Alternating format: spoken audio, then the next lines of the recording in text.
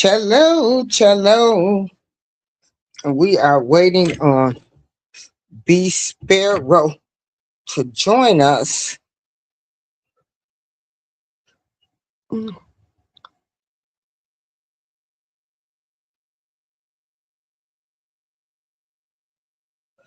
And who is it? Oh, okay. Hold on. Okay, hold on, everybody. That's my neighbor uh, knocking on my door. And I'm trying to see if the sparrow can get in here. Okay.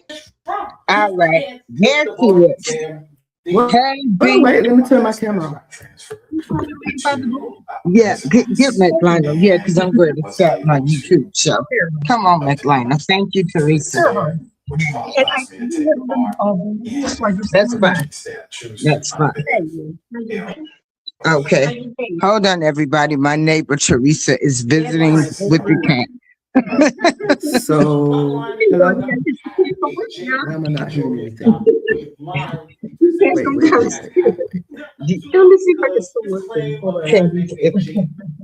B Sparrow, please keep talking. I'm gonna mute my mic.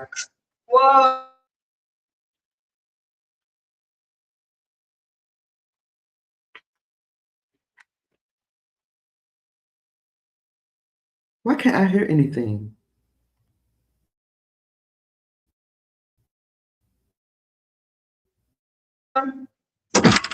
Okay, I am back. Hello, everybody. I got my good friend B Sparrow of Buzzztweet Talk Radio, and we got our background guy, her husband Jules, and it is so glad. It's an honor and a privilege to be back with y'all. Hey, B. I can't hear anything. You can't hear anything? Hold on. Hold on. What about now? Okay, can you hear me? I can hear you. April, I hear you. you can hear me. Yes, I hear you. Is there an I echo? hear you. How do I sound? I hear you. Girl, the I site was hear you. okay. My site, the StreamYard site was muted the whole time. Oh, okay. Let me start this again. It is with great pleasure and honor to have B Sparrow of Buzzztweet Talk Radio on, along with Hi, y'all. our background person, her husband Jules. He'll be giving us his input too. It is a pleasure Well, to have them with me today. I called B Sparrow this morning and I was like, girl, I can't make this stuff up. I need somebody to do a show with me today. I can't make it up. There's so much stuff going on, and I'm just laughing. I'm just like, girl, did you see what Don Lemon went in the church? Took protesters into the church. Then we're going to talk about that. We're going to talk about and you Corey know, Holcomb. We're I going hadn't to talk even heard about it yet. I hadn't even heard I about that know. yet. We're going to talk about and we're going to talk about I'm sorry, Mr. April. Let me Tenderism and everything. So, were you able to watch the video, B? Uh, any of the videos? So, were you able to watch the video, B? well, because it was such a short notice. I'm sorry, I'm trying to listen to how I sound. Okay, that's fine. Yeah, I didn't really get to look at it. Okay. But I did come across the video when I was scrolling across YouTube this morning, and I did see. I didn't know who Mr. Tenderism was, so Okay. yeah, this is all new to me. Okay. Well, I had no girl, idea who he was. yeah. I had no idea that Don Lemon ran up in the church. I had no idea. Oh my goodness! During the church service. Wait a minute. That's my fault. Okay. That was my fault. So, first, we're going to look at this Don Lemon stuff. Because this just, I couldn't do nothing but laugh. And even though this is a serious matter, please don't get it twisted, y'all. But for Don Lemon to take people up into a church, like, to me, in my opinion, this man wants to stay relevant. That's just like when he came to Chicago. He told people, Black and people of color, to start carrying guns and shooting at the ICE officers. Like, Don Lemon is doing way too much. Hey, Meta. Yeah, Don Lemon is doing way too much. Girl, I'm so sick of these people that can't lead this Democratic plantation. And I'm sick of these people. You know, it's a deflection. They want to talk about everything else and going on in Minnesota with the protesting instead of all of the money these Somalians done stole. That's what gets me 38 high. And you got these Shout out to stupid Met Association in the chat. Hello, Matt. Yeah. That we get these people that they're still keeping the agenda going. So hold on. Okay. She said Don Lemon is part of the leftist agenda. They want Black men to be women so bad. I agree. Yes. Okay. I agree So with you, let's see. Matt. I agree. So we're gonna look at what's really trending right now. Hold on. I'm going to. Oh yeah. Y'all, my hair ain't combed. It's in braids, but you know what? I'm glad. Girl, that's why I kept my camera closed. Girl. Okay. So what we gonna look at is what Nicki Minaj said about Don Lemon.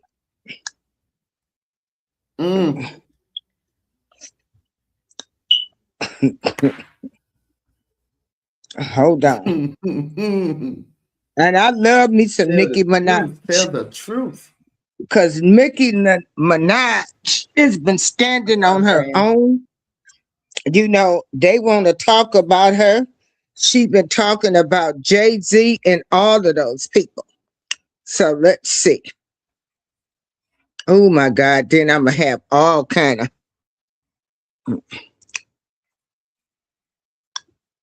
Okay, hold on. She said all of them zesty. One of them. See, zesty. Nicki Minaj to this Don Lemon. You see what she called him? You are disgusting. Did you? Okay. Come to DSW for the shoes. Okay, we gotta wait till the ad. Because girl, I wish I could. I should pay for not to see the ads, but. So go on, try something new or different. Good different. Find shoes that get you at prices that get your budget. And then totally brag about it. Oh my God. Come on, ad. DSW. Let us surprise you.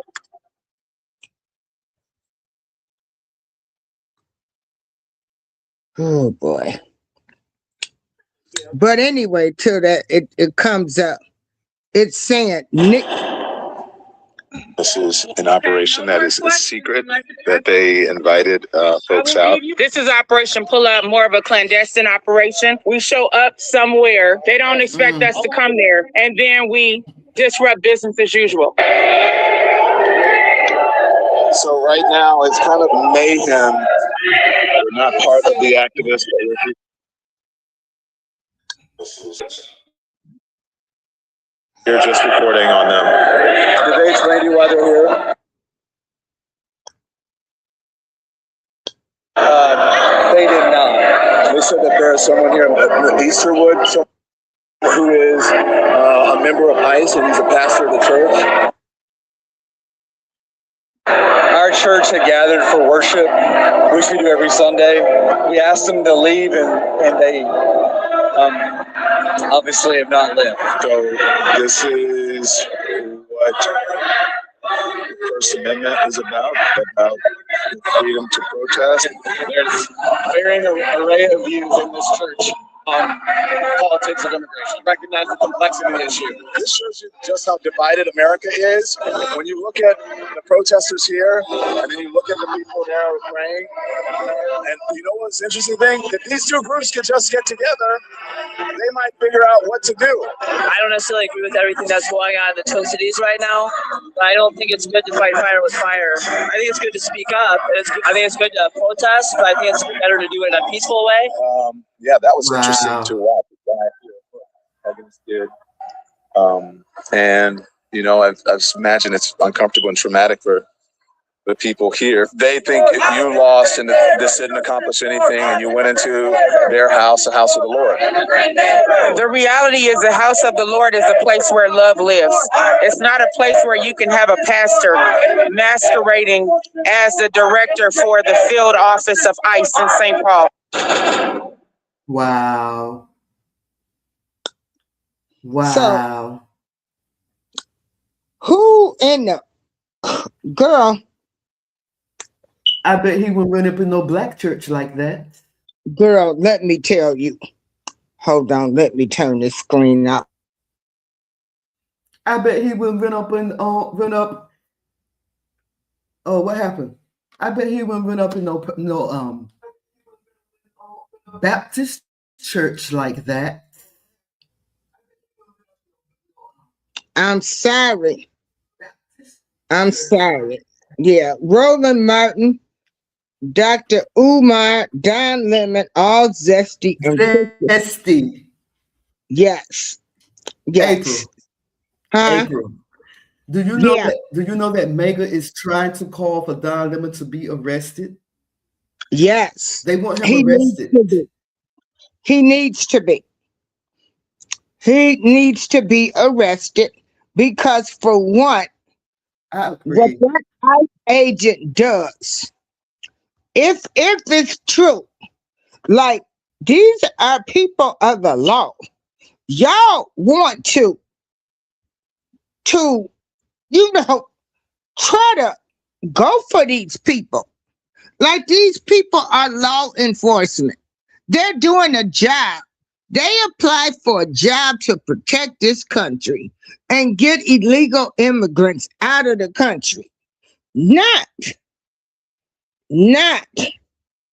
to be messed with. And to walk up in a church, and to do this is crazy. I mean, and It's in the unbelievable. hell is Like the gall, the nerve of him. The gall. He's a mockery. And so he's a mockery. Here's another guy. Another guy. Oh, people are mad. But like I said, they couldn't have came in my church because, believe me, baby, I'm packing every week. Now, this is another guy. Hold on. Led by Don Lemon, stormed a Baptist church by the name of Cities Church during their worship time. No black Baptist They were church. screaming and chanting, disrupting the singing and the preaching because they suspected an ICE officer may attend the church. This is a violation of what is known as the FACE Act. And not only do we condemn this act, but tonight I want to demand that the Department of Justice investigate what took place in Minneapolis, apprehend those who broke the law, and arrest them accordingly. Yes. Yes. We must protect religious liberty in this country. As people meet to worship God, they have been given legally the right to enter, to worship, and to leave their place of worship. The Lord Jesus said, "In the world you will have tribulation, but be of good cheer. I have overcome the world." I have preached for many years that there will come a time when we'll find out who are Christians by label and by convenience, and who are Christians by conviction. And certainly we're entering those days now. I believe we should pray for this congregation, and we should be vigilant as Christians to exercise our freedom to worship our Savior and to stand unashamed for the gospel of Jesus Christ. And I might add as a subnote that we welcome all branches of law enforcement to Lancaster Baptist Church. And so let us pause before we begin tonight and have a word of prayer and ask the Lord to bless and to meet the needs in this situation. Today in Minneapolis, Minnesota, a group of... So yeah, that's crazy. But you know, Don Lemon, I don't know. Okay. I'm listening. So Don Lemon says that this is exercising his Fourth Amendment right? What about the right of the church? It's okay to exercise your Fourth Amendment. What was it? What is it? Which amendment is it? I don't know these things. I'm sorry. Yeah, neither do I. Well, whatever amendment, whatever. Yeah, whatever amendment he said. I guess you do have a right to voice your right. But what about the church's right? You could have stood outside of the church. You did not have to interrupt a worship service. That's downright dirty. And he think that he is enforcing his right. You got to be out of your mind. He has to be out of his mind. He needs to find something else to do because this is not it.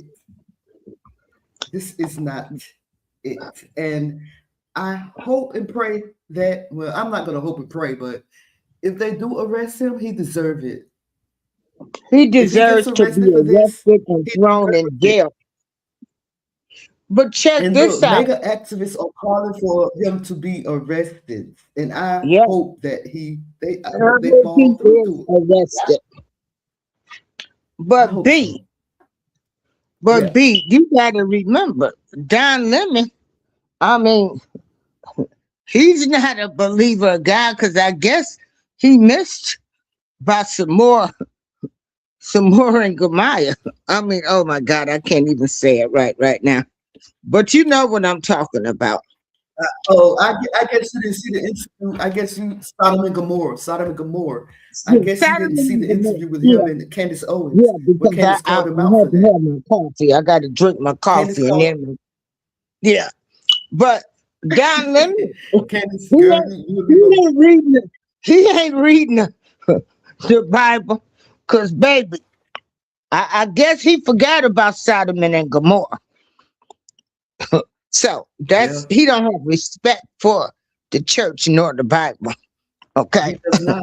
He sure so if we want to take it there, y'all can say whatever y'all want to, but it is stated in the word.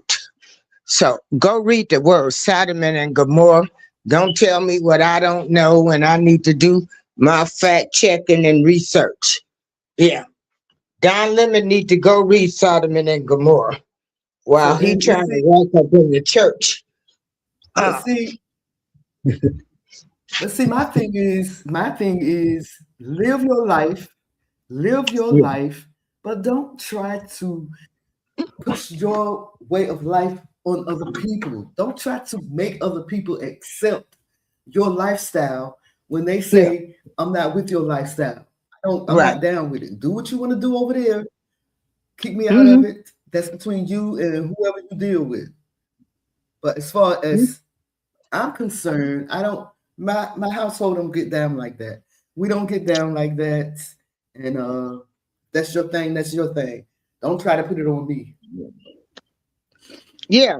That's all I got to And say about it. And good morning to you you know, too, Jose Negron. yeah, Negron. hey Jose. Negron. Yeah, but for them to storm a church, interrupt worship service, that was just a whole disgrace. To go in the Yep. church because you thinking an ICE officer is the pastor of that church. That's none of your business. So you are teaching people to break the law and not have enforcement for not have respect for law enforcement. Like I just Right. can't get over these people saying, we're not gonna listen to the police anymore. And then Is it yeah, me? Is it me, or did all this start happening after that? After the migrants were seen beating up cops in Times Square. Remember that happened a few years ago, yeah, when they first came to New York, they were beating and up they the beat up the. police. And then ever since then, everybody just feel like they can beat up the police in the United States of this here America. It's just, it's wow. It's amazing. And I mean, It's we amazing. gonna keep it real. There is good cops and there are bad cops. But most of these people take an oath to protect and serve the communities. There's a lot of good police officers out there that's just doing their freaking job. And let me tell you something. When some of y'all get in trouble, you ain't got no problems calling 911. Right. But hey, you know, they're making people say you ain't got to listen to ICE. These people, they gonna F around and find out real soon. Real soon. And people like Don Lemon needs to be arrested. You inciting violence upon a place of worship. Girl, you can't make this stuff up. And Nicki Minaj was right when she called him the names that she called him. You dirty. That was wrong for you to take a group of people in a place of worship. Now, I'm not even a Christian. I don't study the Christian. I don't do Christianity anymore. I just study the Bible and I worship the Most High Yah and Yahshua HaMashiach and all that. But I respect the church. I still respect the church. I You know what I'm respect saying? any place of worship. Whatever somebody says Jose they said, do. I guess they forgot about the part into Jesus who healed his servants, and he served the servant without entering the home. Right. People don't read, Jose. People don't know about these stories. So No. yeah. Hey Jose, how you be? He says, Yeah. so the ICE agent cannot attend church to seek Jesus. Right. Exactly. You point taken. So the ICE agent not supposed to go to church, regardless of what happened, regardless of what they doing out there. Separate the job from their life, from their home life, from their family life. He still, at least he was in church, and you're going to interrupt that. Yeah. The man can't even spend time to serve and worship the Lord. Y'all interrupting that. The man can't go outside and do his job. You interrupting that. What on God's green earth is happening? Like I said, when people say we living in the last days, everything is being revealed. It's being revealed because it It ain't ain't, nothing baby. Don Lemon They ain't ain't nothing ready. Don Lemon can tell me. Nothing. Nothing. Nothing. Nothing. Not a Nothing. thing. He can say the sky is blue. I still won't believe him. I don't believe nothing Don He can Lemon say said. he can say grass. He can say grass is green. I still won't believe him. Right. Don Lemon can't tell me nothing. Nothing. He can say And it's I don't know. 2026 and I still won't believe him.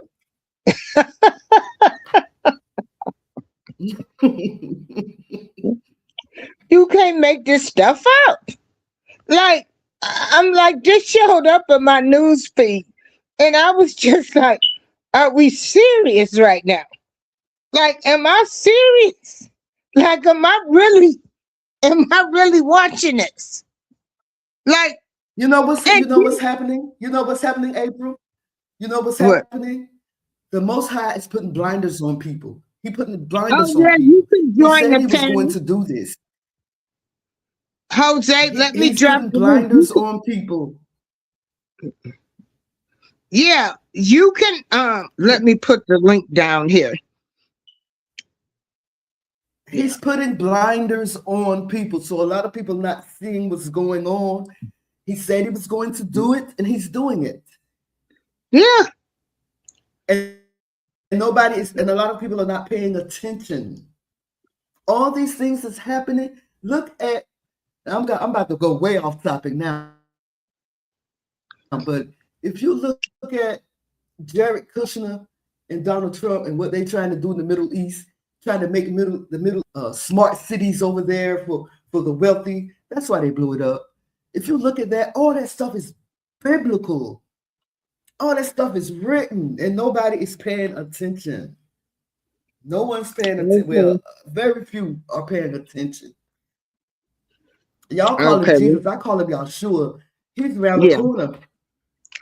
He's around the corner. We got Jose. Jose has joined the panel. Hey, Jose. Beat me, Jose. Yeah. Nice to meet Jose. you. Good morning, April. Thank you very much for allowing me on your panel. Good morning. What's your name? B? B Sparrow. Okay. I'm not going to be long because I have other things to do, but I just want to use this analogy. It's sad when an agent ICE is not able to attend church because that person in his or her sense that they need to get close to God. If you take a look in the Bible, I compare him to the centurion that saw Jesus to have his servant healed. Okay. Now, at Jesus' time, the Romans would consider, the Romans would consider be like what the ICE agents are today. Okay. However, what made this Roman centurion different? He didn't think like a centurion. He thought like a human being. And actually, he went out of humility to ask Jesus to heal his servant. And Jesus was going to go and physically visit the servant. And the centurion said, "No, I am not worthy that you come into my house. Right. Just say the word and my servant will be healed." And then what Jesus stated was, he never saw anyone, even in Israel, had the faith of the centurion.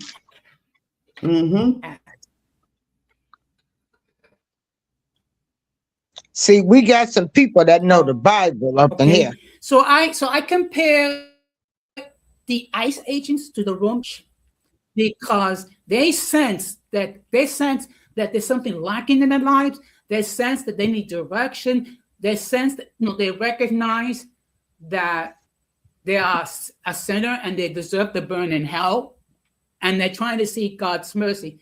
So the fact that an ICE agent is unable to attend church, not to arrest anybody, but to hear the word of God. That's depressing. Exactly. I agree with you 100%. I agree. But then again, people need a job.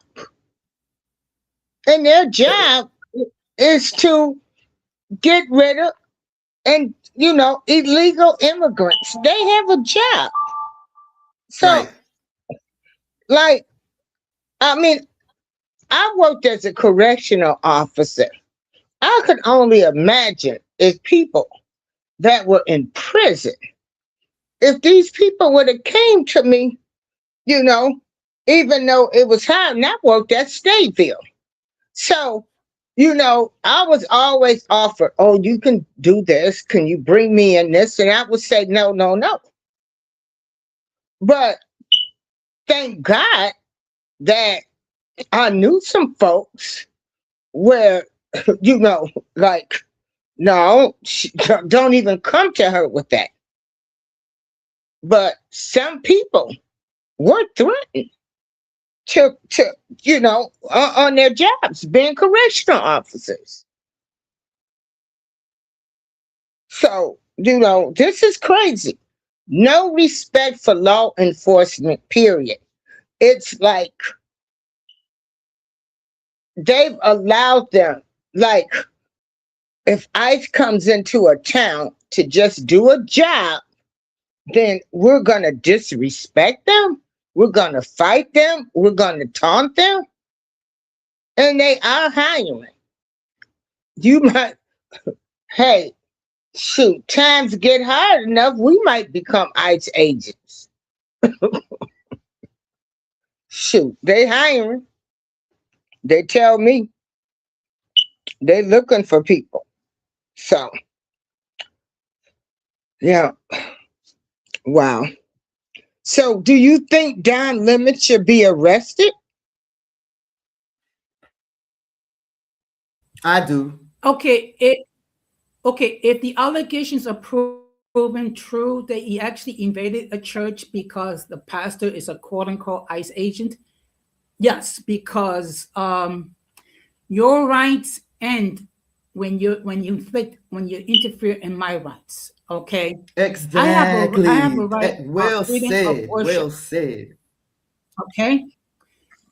And every person has a right to worship or not worship as one sees fit. Okay. I don't believe in people being born of a particular sexual orientation. It is a learned behavior. But as long as you live that way and you don't inflict your views on others, you can just go ahead with your he's, her, or whatever, they, way, whatever. Your rights end when it inflicts on my rights. Now, don't get me wrong. ICE agents have done a lot of harm. Okay, nevertheless, they are there to do a service. Okay, and those ICE agents that do break the law need to be prosecuted. But the fact that we cannot allow a person who is an ICE agent to go to church, not to arrest, but actually hear the gospel. So we're going to deprive the gospel to these people? I don't think so. Yeah. So, Yeah. April. Yes, ma'am. I think, if I'm not mistaken, you mentioned something about being lawless or disobeying the law. And I wanted to go back to the Bible on that because the Bible does speak of lawlessness in the last days. Yes, that's what you were speaking about, the end times. Matthew 24:12. And it says that because lawlessness will be increased and the love of many will grow cold. And other key verses include 2 Thessalonians 2:3, which speaks of the man of lawlessness and a great rebellion before the Lord's return. And then you have 2 Timothy 3, verses 1-5, which describes perilous times with people being unloving and disobedient and lovers of the pleasure of God. These passages link and they talk about wickedness and rebellion against Yah's law with the signs of the end times. And with Don Lemon walking up in that church like he did, so disrespectfully, what's the word I'm looking for? For the Most High, he can't even humble himself before the Most High, Yah. He can't even humble himself. As I said before, this ICE agent have a job. You go mess with him on his job. This ICE agent have a personal life. He go to church. You messing with him in church. Something needs to be done. It's getting out of hand. Lawlessness is getting out of hand. And I'm going to tell you something. The way these people have been acting towards the ICE agents, like, you can't blame them. Like, you don't know what people are going to do to them. So, of course, they're going to walk around like, I've got to protect myself and my family. You come up on them the wrong way, yeah, I'm going to unalive you because I don't know what you're going to do to me because I am an ICE agent. And that's a shame that this is how these agents are going to feel. Because if I was an ICE agent right now, baby, if anybody came in my face, I got to think they're the enemy. Like, I got to think they're going to do harm to me.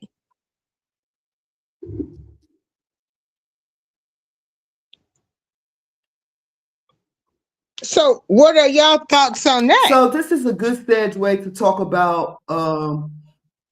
This is a good segue to talk about Renee Good. We never got a chance to talk about Renee Good. I'm just so disappointed in the whole situation because, in my humble opinion, I think that she was wrong.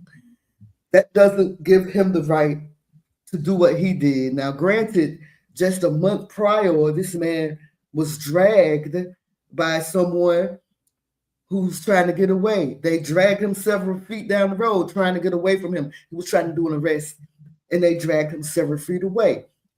Months later, here we come with Renee Good, and I looked at the video over and over and over again. I looked at it from different angles. I heard her wife telling her to run, baby, run, go, baby, go. When the ICE agent tried to pull the door open, she tried to pull the door open. Both doors was locked. She couldn't get in. So she told her wife to drive, baby, drive. I mean, I remember there were times, why didn't she comply? Remember when they used to say that about us when Black people get arrested all the time? And before the Rodney King video, I ain't even talking about George Floyd, but even before the Rodney King video, that was the thing. Well, why didn't you comply? Why didn't you comply? Well, now we see in real time. Now we see in real time what happens when you don't comply. And a lot of times that didn't even apply to Black people. We comply and still get shot, beat up, or unalive. But my point is, complying. Why didn't you comply? Why? The man asked you to get out of the car. The worst thing that could happen was he would throw you to the ground. If you're going to get arrested. So what? That's what you're out there for, the protest, right? Protesters get arrested. I'm sorry that this happened. Sorry that this happened to her. I really am. But comply. That's what we were taught as Black people. Keep your hands on the steering wheel. Do what he tells you to do. And that it happens to this Renee Good. Everybody is up in arms, walking up in church trying to protest. What about the Black man that shot up in the air on New Year's Day and got killed by the ICE agent? Did you run up in the church for him? Did Jasmine Crockett cry for him? Girl, please don't even talk about that lady to me. Anybody been up in the church for him? Yeah. Right. I'm just saying. Yeah. They have selective. I'm sorry. Go ahead, Jose. Okay. Let's make it perfectly clear. I mean, as much as ICE has a difficult job, unfortunately, there's been documented cases where ICE agents have exceeded their authority, arrested American citizens simply because they had a Spanish surname.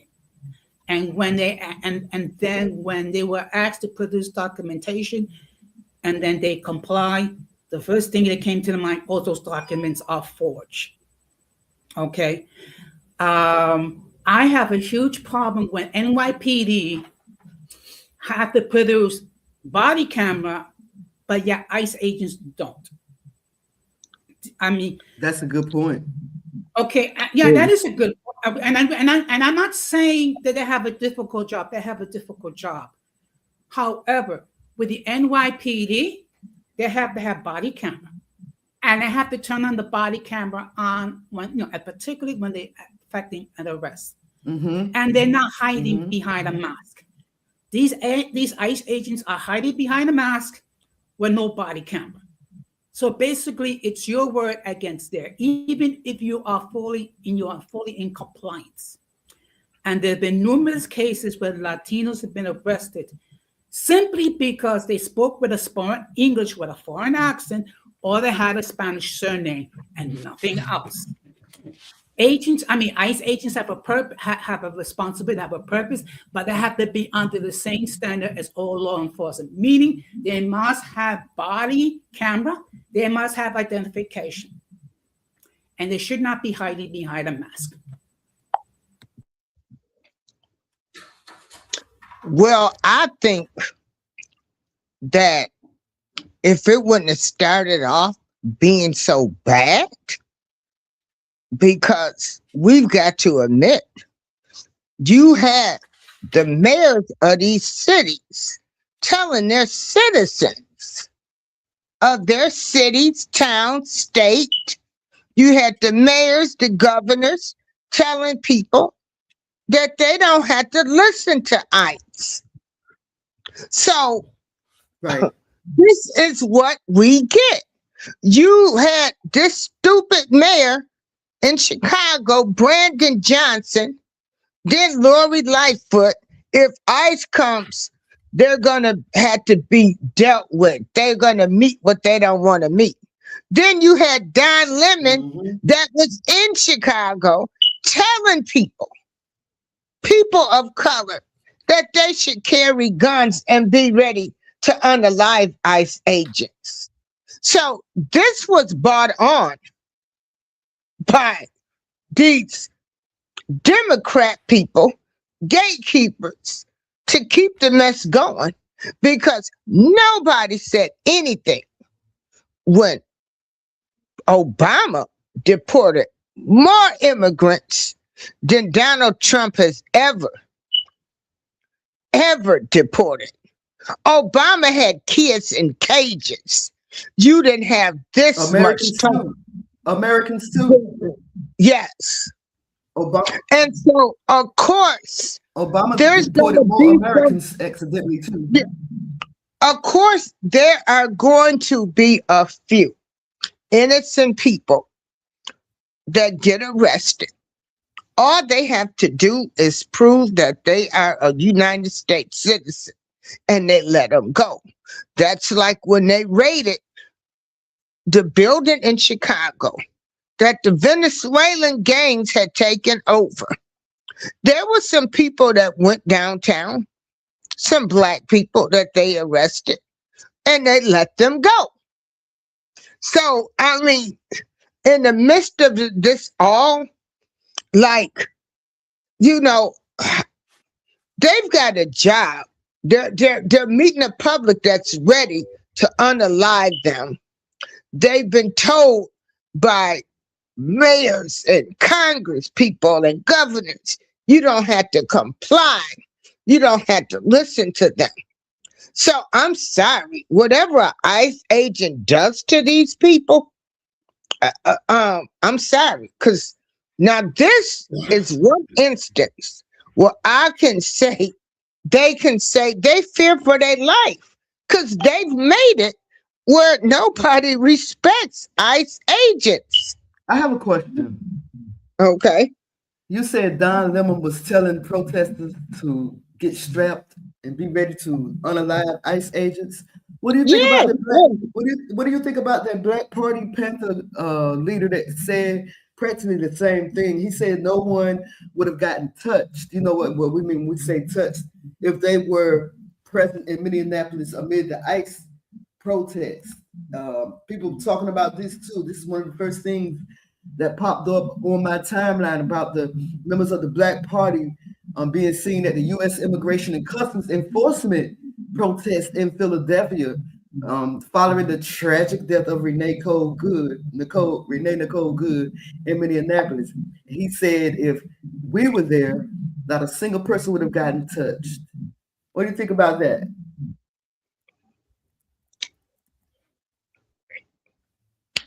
I think we need to let ICE agents do their jobs. Honey, if they say ICE came in my building, I am not getting ready to open my door. I will have my ID ready because I know I'm a United States citizen and I'm not getting ready to fool with ICE. If we rode by ICE people. They were down here at a warehouse. Honey, I looked straight ahead. I don't even want to make eye contact because these people do not know if I'm a decoy. And B, you know for a fact, I protest. But when some stuff getting ready to jump off, you see what I did at the protest. I got in the vehicle. Bye-bye. See y'all later. When they get to talking about they're going to call the National Guard in, they're going to bring paddy wagons, I'm gone. Okay. We did a job. So shout out to Jonathan Banks in the chat. He said hello, everyone. And to pre-retirement days. Hello. Hey, pre-retirement days. Hey, John Banks. Yeah. Excuse me, if I can just chime in. You can. First of all, when it comes to law enforcement, we should comply with all legal orders. At the same time, those who are in law enforcement should not exceed their authority. And again, there's been situations where U.S. citizens have produced documentation to verify their status as American citizens, yet they've been arrested anyway and accused of having falsified documentation. Now, the fact that you have a politician saying that we should disregard, disobey ICE, that does not help the situation. By ICE agents exceeding their authority makes the situation worse. So what we need to do is get our politicians to tell our citizens to obey lawful orders.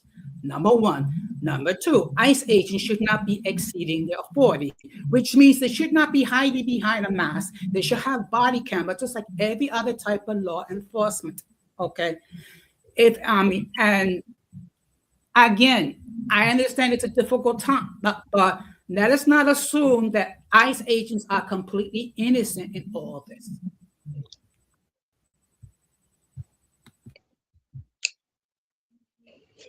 So, in my opinion, it's not the point of believing that ICE agents are innocent. We as Black American citizens and being in this country for over 300 years, going through what these people are going through now and worse. Like, think about what the Black Americans went through. And you said you see Roman soldiers. You said you see Roman soldiers as ICE agents. Well, we see all of them as ICE agents: police, FBI, CIA, everything. So I don't have to go down a list of my family heritage, my Blango family lineage, although we're going to talk about that later on. I don't have to go down the list of foundation of Black Americans or Black Americans in this country, period. The lineage of what and all the horrific atrocities that we have gone through. To us, they're not getting it like we got it. They don't get it like we get it. Right. Because we were arrested driving while Black, shopping while Black, no license plates, expired tags. What are you doing in this town? I mean, certain towns you couldn't go through at sundown, and that still exists today. If you got pulled over, we look at Sandra Bland. We don't know, what really happened with her. She was asking them why they pull her over. Next thing you know, she's unalive. I mean, Right.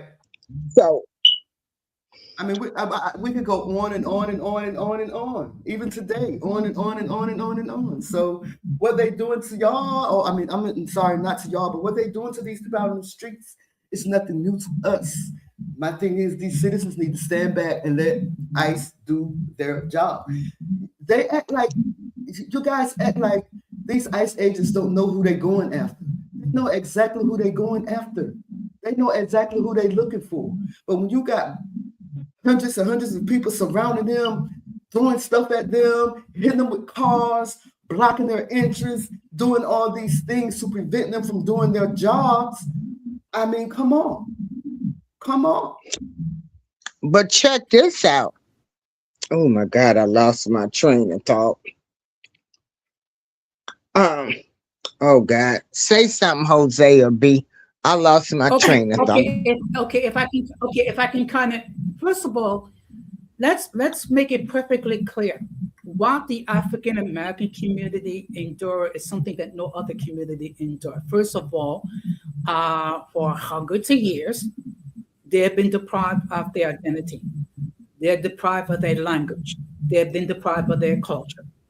They have been forced to, to be used as cheap labor. They've been denied promises, basically 40 acres and a mule. Okay, that was promised to them in 1865. This is 2025. They still have their descendants still haven't gotten their 40 acres and a mule. So obviously, and the fact that they have survived, inspired all this. One thing I admire about the African American community is the experience of resiliency and not be able to give up, but actually adapt under insane situations. Okay, I believe we should comply with law enforcement. At the same time, and this cannot, and I will continue to state this. They should not exceed their lawful authority. Okay. Unfortunately, we had several cases throughout history of law enforcement, not just ICE, but law enforcement in general, exceeding their authority when it comes to lawful authority regarding people who are different than they are. Okay, this country has had a long history of not being able to deal with people who are different. People forget that under the Constitution, a Black person was considered 3/5 of a human being. What about, okay, so we're talking about about 250 years of chattel slavery, over 100 years of Jim Crow laws, and people are still dealing with the effects today. So obviously, we should comply with what law enforcement say, instructions. At the same time, those who are in the positions of law enforcement should not exceed their authority. Well, Jose, I'm so glad. So I know you know our history and everything. I'm glad you know that and you can say that. So, what we're looking at, what's being done to these illegal migrants, is what has been done to us. So, that's why, we're like, this ain't our fight. We can't fight anymore. Nobody, like, we're tired. Yeah, go on, B. I'll be quiet. Something. This is where I bring in delineation. This is where I talk about the African American and the Black American. It's a difference. This is why Black Americans have started delineating, because we don't want to be called African Americans anymore, because you have actual African Americans in this country now. You have African people that are from Africa that are calling themselves African American now. So this is why we delineate. For those of you who don't understand, we're saying this is why we have started. This is why we have begun to trace our heritage, and this is why we're calling ourselves Foundation of Black Americans, because we have found that Black Americans, I'm not talking about African Americans, I'm talking about Black Americans, have been here before America was America. Like, I have traced my heritage back to 1701, my father's side, right here in North Carolina. So, been here even before that ship arrived, or even that ship arrived. We were here in the swamps of the United States of this America before it was the United States of this America. So this is why we call it our Foundation of Black Americans. We're no longer associating ourselves with being called African American, because Elon Musk is African American. He's calling himself African American. You know, all these people is coming in from the continent calling themselves African American. So we have to delineate, and that's what we're doing. Yeah. There it is. Excuse me. First of all, I used to turn African American because that's my understanding. So I'm not trying to. I know. I understand. I get it. No. I understand. I understand. Trust me. I understand that. Yeah. Okay. Now, there's one more thing I'm going to say before I drop down. And this is where I have an issue with the undocumented. And I can say this as a Latino. If you're living in cities like New York, Chicago, Los Angeles, Santa Fe, what have you, and you have legal resources to try to legalize your status, and you've been in this country for many years and you don't do anything to try to legalize your status, that's where I have an issue. Thank you. Thank you. Okay. Now, does the immigration system have to be fixed? No, without a doubt. But what I take issue is you as an undocumented person, you've been living in this country for several years, and you have the ability to take advantage of the various legal resources to try to legalize your status, and you don't do anything about it. That's where I have an issue with. And some of these people would love to call me a gringo because I'm a Latino that was born in the United States. But the fact of the matter is, you enter this country illegally for whatever reason, whatever rationale. The very least you should do is try to legalize your status. I had very little sympathy as a Latino born in the U.S. Those who enter this country legally, they have the ability to try to use free legal resources that are out there to try to legalize their status and don't take advantage of it. Ooh, yes. Speak it. That's how I feel too. Like, why aren't you getting your documentation? Like it's not that hard.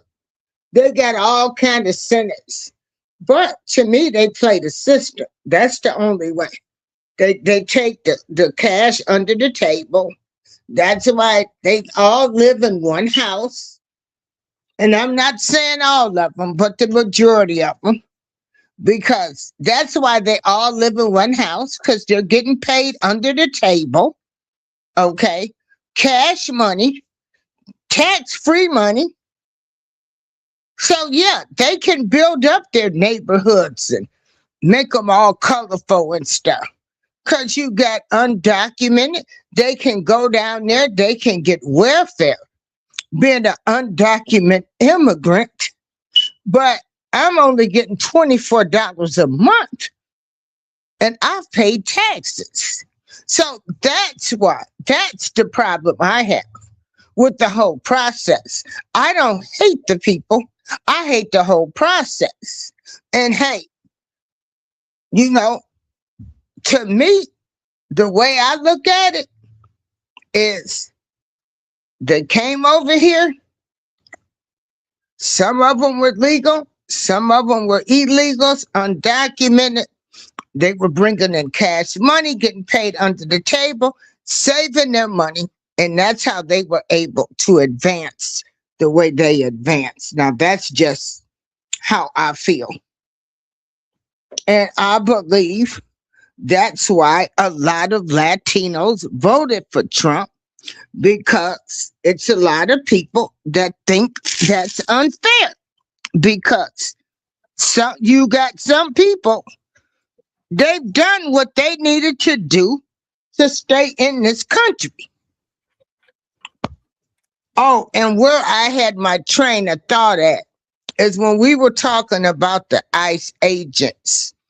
Do you know when ICE agents were chasing these illegals, they were running into schools, they were running into daycare centers, they were picking up children and using them as human shields to get away from ICE agents. That's why they're blocking them constantly. They know what they're doing. That's why they run. They know what they've done and they run. So that's what I have a problem with, is y'all have used people as human shields to get away. They're doing everything by any means necessary to not be arrested. Now, if they were my color, they'd be unalived. That's just all it is to it. So, well, first, so I'm just gonna get ready to drop down. Oh yeah, Jose, much respect for you. Thank you for coming up. You know, I'm always in your show. You know, we have great conversations. But I'm gonna play this with Don Lemon, what he told people.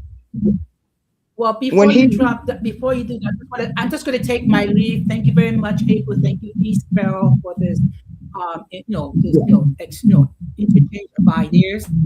The bottom line is this: we should follow lawful instructions by all authorities, and at the same time, those who are in law enforcement should not exceed the authority. And it's sad when an ICE agent is not able to attend church because maybe that ICE agent, maybe they sense that Jesus in their life, or maybe they need some sort of direction and they're trying to find it. And without saying that, thank you very much. Let us remember the memory of the take care of. Okay, thank you, Jose, for coming up. Yeah. B, I'm getting ready to show this video now of Don Lemon. Okay.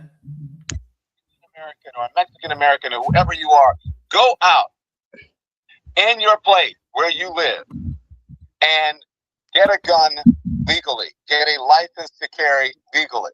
Because when you have people knocking on your door, can you take that banner off the screen? Without due process as a citizen, isn't that what the Second Amendment was written for? Hold on. Second Amendment. There you go, talking about a Second Amendment again. Wait a minute, hold on. Brown people, even the Constitution, black people, brown people of all stripes, whether you're an Indian American or a Mexican American or whoever you are, go out in your place where you live. Where's his husband? Get a gun legally. Get a license to carry legally. Because when you have people knocking on your door and taking you away without due process as a citizen, isn't that what the Second Amendment was written for? Yeah. Can you pause there for a second? Yeah. First of all, foundational Black Americans, we don't have to worry about nobody banging and coming in, running in our doors. We are protected by the Most High Yah. I was born here. I have my documentation.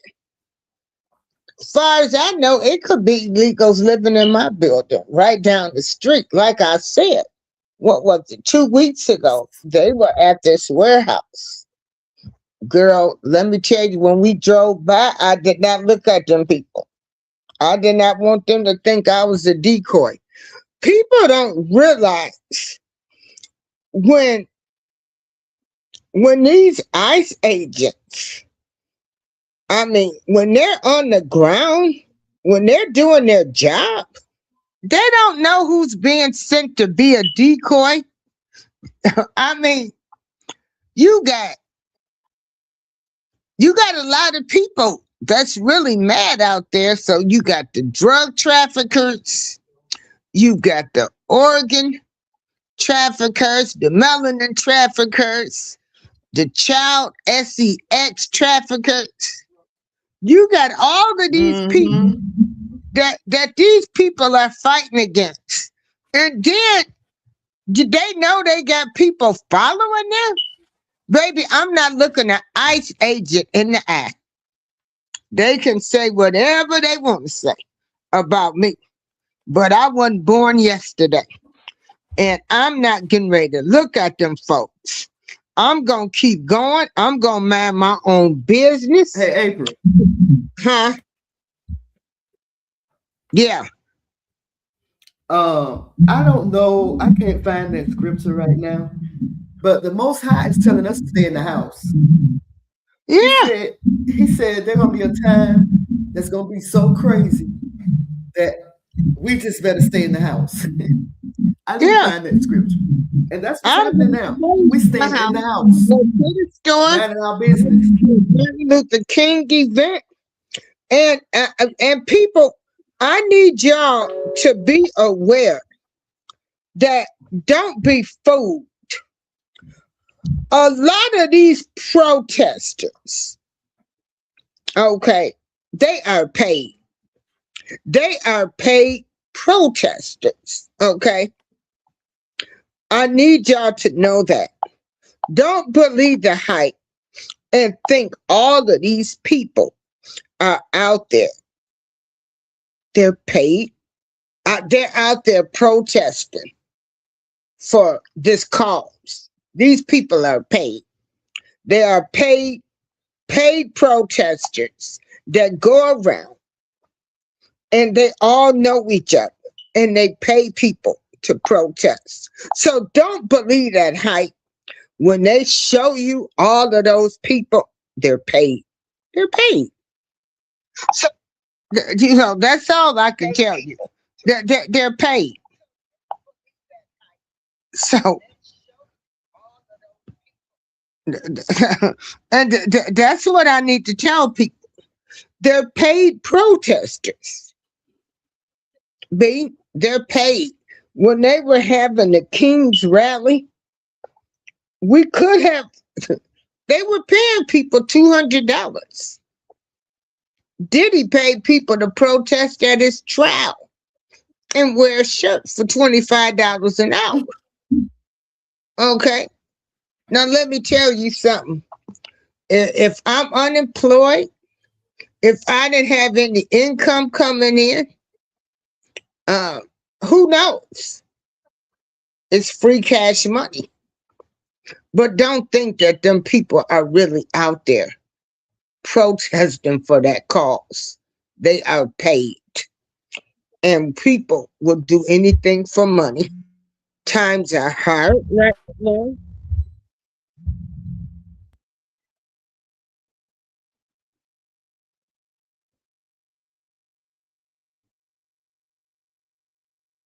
What happened? Hello? Are you there? Did I miss something? Hold on. Mic check. So, Oh, huh? No, that was me. Be my phone rang. Nobody calls me until I get on do YouTube. You still here? I'm here. Okay. And so they're paid protesters, I B. was They're paid. mm, I was just reading this article the other day about countries around the world that are deporting migrants. And they said the major efforts are by the United States of this here America under the Trump administration. They're sending the people to Mexico, El Salvador, Guatemala, Costa Rica, Panama, Colombia, and African nations like Rwanda and South Sudan, and this other country that I can't pronounce and don't know where it is, but I know it's on the continent. Okay, B. You know when I disappear, you got The to UK keep and talking. Australia are increased. They also increased deportations to third countries. These regions significant. To me, it seems like the Most High is working, and I'm always gonna focus on the Most High Yah and what He's doing. And this reminds me of the second Exodus that someone is talking about, because a lot of these countries are accepting people, taking people into their second Exodus, right? Where the Most High is going to gather His people. I don't know how He's going to do it. I don't know if we're supposed to stay here, or if we're supposed to leave, what we're supposed to do. I don't know, because He's not talking to me right now. He ain't telling me nothing, so I don't know. I'm waiting, right? But I think I better get my passport just in case, because if these countries are letting people into,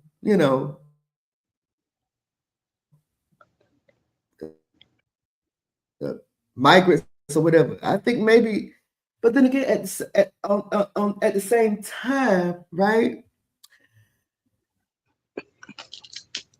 What if we are supposed to stay right here? Yeah, this my country. My people was here. What if the Most High is cleansing out this here for the ancestors, indigenous people that were already here, right? So I don't know. It's interesting how there are major deportations going on all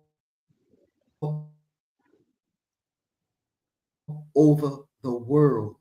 And to me, in my eyes, I just think that's the work of the Most High Yah. He's doing.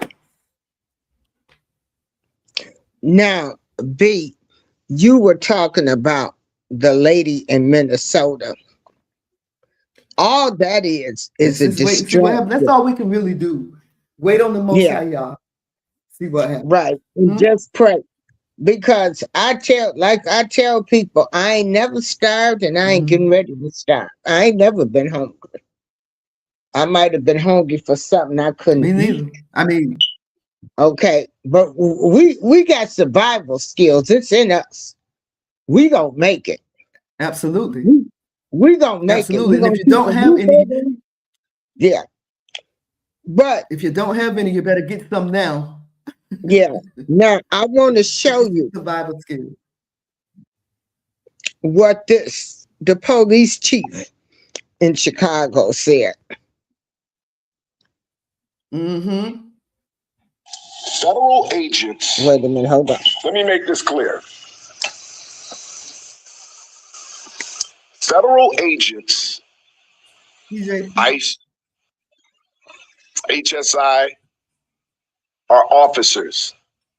They are agents of law enforcement. If you box them in with vehicles, it is reasonable for them to believe that they are being ambushed and that this could end in a deadly situation. And it's reasonable for them to use force based on those conditions. Do not box in any law enforcement officer. You are breaking the law when you do that. And you are putting yourself in danger. Following law enforcement agents around. The question is why? What do you plan on doing? It's also reasonable for them to believe that you're eventually going to do harm to them. If you ram any vehicle, especially that one that contains law enforcement agents, and that's any law enforcement, local, state, federal, county, and you do this intentionally, this is considered deadly force. Deadly force is anything that can cause great bodily harm or death. When you plow into a vehicle that contains law enforcement agents, you're using deadly force. And they can use deadly force in response to stop you. We need to be clear about these laws. We cannot become a society where we just decide to take everything in our own hands and start to commit crimes against law enforcement. It is a crime. You may not like what they're doing. I can understand that there's a lot of emotions out there, but that does not mean that you get to commit a crime, especially one that could lead to deadly force. We need to keep everyone safe.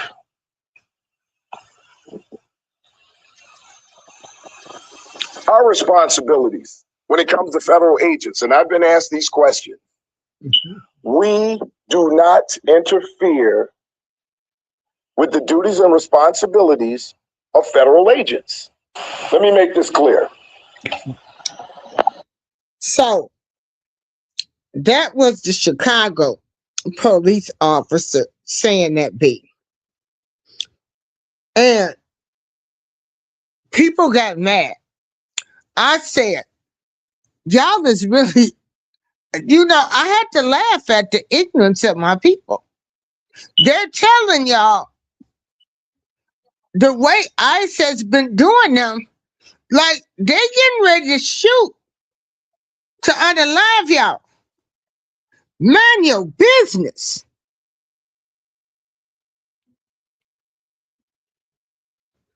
Pan, Well, you need. I got, hey, shout out to DJ Pete. Hey, Pan, Pete, DJ Pete. Don't say Trump is an asshole that's doing that on purpose. No, don't say that. Let me school you on something. Obama had the largest deportation of immigrants.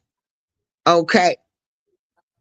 Nobody gave a fudge when Obama deported so many people. And let me just bring that up, And hold on. Federal agents. Wait a minute, hold on. Because I got to prove everything to y'all. I got to come with facts. And that woman should have been minding her own business, Pan. They should not have been taunting with police officers. Okay.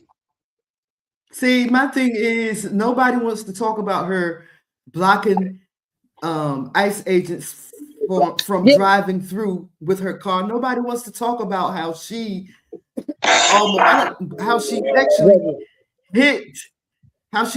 hit the ICE agent with her car before he shot her, which to me that didn't warrant him to shoot her like that. Nobody is talking about how her wife was screaming from the passenger side, even though she wasn't in the car. Drive, baby, drive. It was because of her wife that she hit the gas and drove off. And this is my opinion. If she had just gotten out of the car, the worst thing that could have happened to her was he probably would have thrown her to the ground on that cold ice and she probably would have lived to see another day. Just like they used to tell us, comply, comply, Right. comply. Yeah. Yeah. But check this out, B. Like you say, they don't want to talk about that. And rest in peace, Renee Good. But and her wife is rich now. Things that make you go, this was a distraction. Like I did a show on this. This is the distraction from what's really going on in Minnesota with the Somalians, Mayor Fry, Governor Tim Walsh, and the Somalians then stole $9 billion. Okay? That's the problem, what's going on in the state of Minnesota now. But they're trying to turn it into ICE. They're trying to go in and get all of these illegal Somalians that's done stole money. Ilhan Omar, or Ilhan, however you want to say her name, the Somalian congresswoman, they have been involved in a scam, and they done stole billions of dollars from the state of Minnesota with claiming all of these kids were autistic and daycare centers. It's a distraction. So DJ Pete said Trump wants to take a European island in Denmark. Are you surprised? War is war, baby. Are you surprised? Are you surprised when the Bible said you will hear of wars and rumors of wars? Does anybody read the Bible anymore? Oh, I can answer that. No. A lot of people don't believe. So all of this stuff is shocking to y'all. It's not shocking to somebody like me that reads the Bible, because the Bible said these things were going to happen. Do you know the Euphrates River is dried up? And do you know that the Most High said the Euphrates River will dry up on the end times? This is all biblical. We're living in end times. Y'all better recognize. Y'all better recognize the Most High when you see him. Recognize the Most High, y'all, when you see him working. Donald Trump ain't doing nothing that the Most High, y'all, told him to. You know, the Most High, y'all, is telling is playing chess. The Most High, y'all, playing chess. Donald Trump, Jared Kushner, and all of this administration, they playing checkers. Checkmate. And guess who gonna have the last laugh? Y'all better stop playing. Y'all better stop playing. He said he don't understand why American president want to do that. Do you know Trump Russia border is near? Greece. He want to take Greece. He want to take those lands because of the resources, the minerals, all the materials that they can use to make boom. You get it?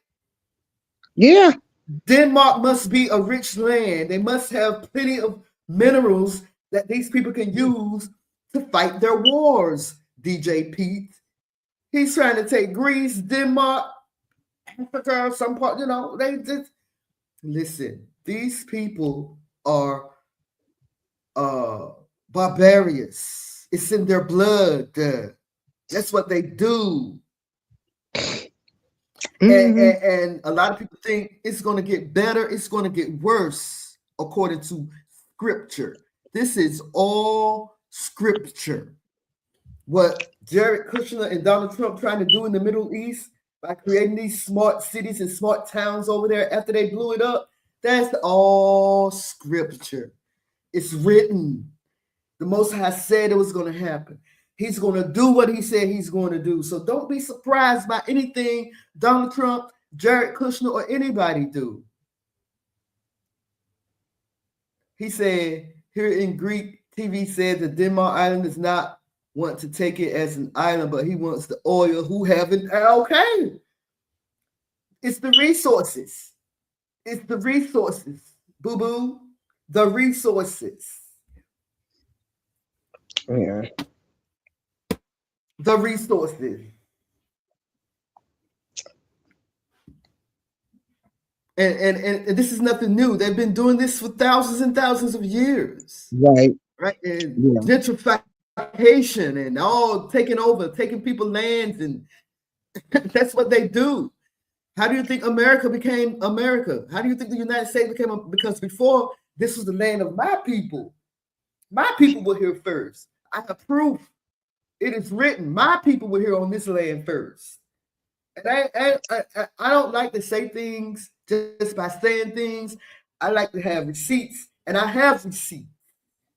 There is too much information out there for Black Americans to not know who they are. Let me tell you something. I was listening to Omega Breeze the other night. I was in his chat, and we was talking about FBAs, and I was telling him how I had traced my heritage back to this certain town, and I was telling him what happened to the town. And you know, this man said to me, yeah, because my mom told me that my grandparents built the Elizabethtown enclave. Do you know that during my research, Elizabethtown came up in my research? So that's how me and Breeze Omega is connected. His people create an enclave. An enclave is a community that Black people build even before the United States were the United States. They build this little town.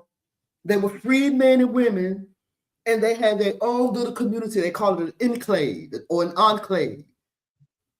And they had neighbors. They knew each other. They married into each other's families. They lived off the land. They lived off the water. Mm-hmm. I'm listening, B. Yes, and this is how I didn't even get to tell Omega this. I did tell him that Elizabethtown came up in my research. That was an enclave that Black people formed way before the United States was the United States. My enclave, the people from my enclave, the Blango enclave, it was called Bettytown, which is now today Aurora, North Carolina. Bettytown was destroyed by the white man because he saw how Black people was living independently, freed Black men and women in the 1700s, 1800s, right here in North Carolina, in the Beaufort, North Carolina area. That's where my ancestry began, right here in Beaufort, North Carolina, over 300 years ago. All the way back to 1701, I went back and met my great-great-great-great-grandfather, Thomas Blango. So, this is what I'm saying. People don't understand what a foundation of Black American is. I'm here to tell you that's what a foundation of Black American is. Ain't no foundation of Black American. How do you know if you didn't do your research? Well, everybody didn't come from Africa. We were dispersed. Everybody didn't come from Africa. Exactly. Everybody, Black people was here. You know, exactly. We were here along with the Indians. Everybody didn't. You know, and so no. We were the Indians. April, wait. Yeah. Let me tell you. We were the Indians. We were the indigenous people. Remember in Roots when Kunta Kinte first came to America? Who was already here? Chicken George, and Fiddler. Remember? Yeah. Fiddler, Lou Gossett Jr. was already on these lands when they brought Kunta Kinte to the United States of this here America. That's the example I want to give everybody. So we've been here. We were here before the United States was even the United States. So all I'm saying to y'all is, I know a lot of people don't believe in the higher being, in the Most High Yah. I ain't talking about no other God. I'm talking about the one y'all call God. I'm talking about Yah, Jehovah himself. I know a lot of y'all don't believe, but don't be surprised by what Trump is doing or what his administration is doing. It's written. That's what they're supposed to do. That's what they're supposed to do. And but Yahshua, y'all call him Jesus, he told us to fear not. He told us to fear not. So we don't really have anything to fear if we are believers of the true and living God. And we can't just believe. We have to learn his holy days instead of following these holidays. But I'm not trying to tell y'all what to do, but I'm just saying there's a lot of things that the Christian church is not telling you that you need to do to be in agreement with the Most High Yah and what he got going on and what he about to do. And I just think a lot of us need to fall in line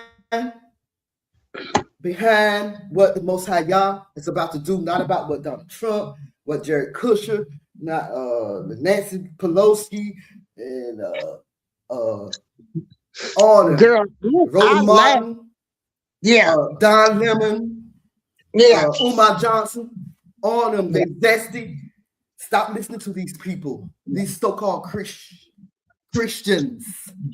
Yeah. I laugh because, like I say, I've been on this earth for 63 years and I ain't never went hungry. I ain't never starved, and I ain't ready to start now. And whoever been in office, we still ain't got ahead, whether it was Democrats or Republicans. We still the last. Right. We still, you know, we still last. Everybody has hijacked the civil rights movement. And so, you know, it's one bird, one dirty bird, and they both flapping their wings. One take it and one give it. They're still getting rich. You got all of these politicians stealing from each other. Y'all arguing over Democrats and Republicans instead of the people looking at them for exactly who they are. Ain't none of them no good. Ain't none of them meant us no good. They all had an agenda. They all of them been puppets for whoever, the corporations, or as they say. And it shows. And it still shows. They don't care about us. And then you got people that's arguing, fussing, and fighting. I don't give a darn. Let me tell you what my people went through. What they went through. First of all, we only considered 3/5 of a human being. We never got our 40 acres and a mule. Nobody fought for that. Nobody fought for that. And then they've appointed these gatekeepers to keep y'all in line. The first thing that y'all want to do when y'all get caught stealing is holler racism and all of this. Yeah, them folks steal too.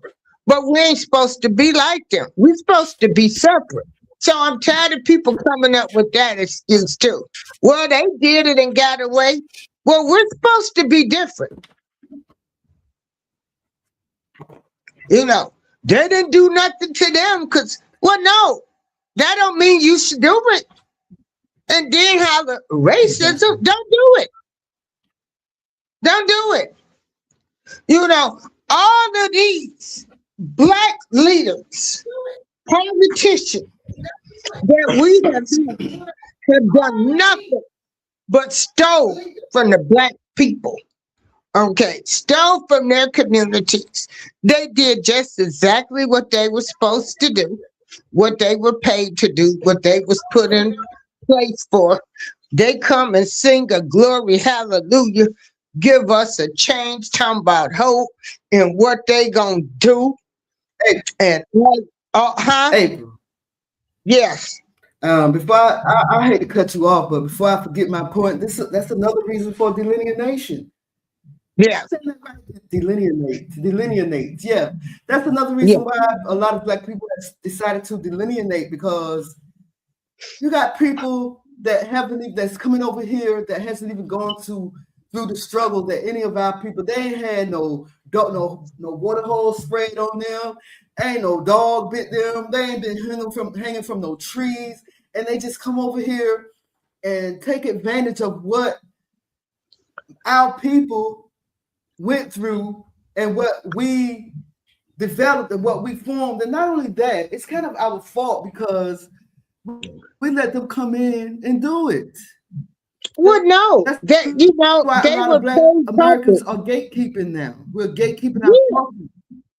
Yeah, you look at Obama and you look at Kamala Harris. Like, And did you y'all see? trying to make these people black. You don't even see. Matter of fact, let me play this video from Anton Daniels. Let Before me you play do that, that. did you see what's in April? Before you Yes, play ma'am. that, did you see what's his name? What's his name? Carlson, Chuck, the white dude from MSNBC. And what is it? What he said? Tucker Carlson. Did you see Tucker Carlson and the guy on his panel talking FBA talking points where the white guy said, I think the white guy I forgot what position that he's running for. That's why, see, this is a spur of the moment live, and I don't have my notes with me. But he was telling Tucker Carlson that someone from, it's about Byron, what's that black guy name? Oh, I can't think of his name, but he said someone called him from the FBA Society in Florida and told him that the guy that he's running against is a tether. When he said tether, do you know I almost fell out of my chair? And I say this to tell you that they are now looking at our talking points. Yeah. We bringing up foundation of Black Americans, and now they have something called they put something together called American Heritage lineage. We doing the FBA lineage, they're doing the American Heritage lineage. You see what I'm saying? Everything that we do, they do. Yeah. They do. So I just wanted to say that now. Well, what does tether mean? What is the tether meaning? A tether is basically a migrant that comes over here and take advantage of all the things that our ancestors put in place for us, but then turn them out and say we lazy, Black America's lazy, kind of throwing us under the bus. They come over here and get further ahead than we do, not knowing our history and why that is so, and at the same time call us lazy. They don't want to be associated with Black America. That's a person that they call tether. Need anything from the store? Thanks. All right, that was my neighbor. Let me know he was going to the store. Okay. But that's what they call a tether. And so when I heard this, I can't think of his name, but the next time we talk, I'm gonna have my notes together because, like I said, this is spur of the moment. But when I heard Tucker Carlson and that other white man on this panel talking about FBA and talking FBA talking points, I was like, it's over. It's over. Now everybody gonna want to know what the heck a foundation of Black American is. They think it's an organization. They can't understand that it's a lineage. And I just broke down my lineage. Me and my husband, we about to do his side. We breaking down our lineage. That's foundation of Black American. You can trace your lineage back to where the United States didn't even exist, but your people were still here. Yeah. Free men and women. Free men and women. Free Black men and women here on the United States before Columbus ever thought of coming here with his nasty stuff, spreading shit amongst the Black people. Nasty dog. I said, I had to laugh because I made a comment yesterday and they were like, they said they were trying to talk about Trump, giving him all kind of names. I said, no, You need to give those names to Christopher Columbus when he came over here and Exactly. allegedly discovered America. Discovered America when people Yeah. already here. Yeah. Hmm. Yeah. And so, what do you think about Bill Clinton So, refusing? and then wait. Huh? Okay, I'm holding on. Well, I haven't been following the story, but I know what you're talking about. I haven't been following the story, but I know what you're talking about. Bill Clinton don't want to testify because he in them tapes. He been on that island with Jeffrey Epstein and all them little girls. That's why Yeah. he don't want to. I mean, what else could it be? What else could it be? Mm-hmm. Yeah. Mm-hmm. Anybody? You know, I'm like this. I'm like this. And that's why. If you didn't do nothing, everybody that went to that island should testify. I said Trump is winning. Cause see, y'all, y'all didn't want the Epstein files to be released. Now that they released and they showing Clinton in uncompromising positions. And Jeffrey Epstein visited the White House 17 times. I say, shoot, was he there when Monica Lewinsky was on her hands and knees? Oh, I forgot what I was going to ask you. Damn, I lost my train of thought just like that. But so the files that were released, were they redacted like the ones that were released before? Well, yeah, some of them, they're covering the victim, the kids' faces and stuff. But some of those women, they named those people. This ain't the first time Bill Clinton, he's been refusing to talk about Epstein. Remember when he came up allegedly on the last? I find it odd that Virginia Guthrie.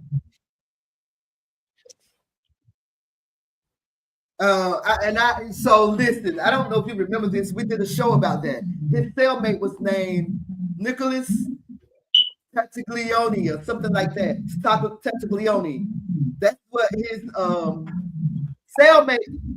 I don't know if it was his cellmate, but he was the last person seen with Jeffrey Epstein, and he was the one that found him. Nate, his name was Nate.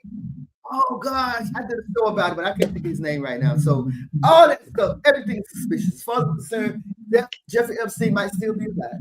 Yeah, that's what I say. I remember when I was on the cruise ship and I looked out there, I said, I want this Jeffrey Epstein living on still one of these islands because he's another Diddy. They know that they made tapes of everybody.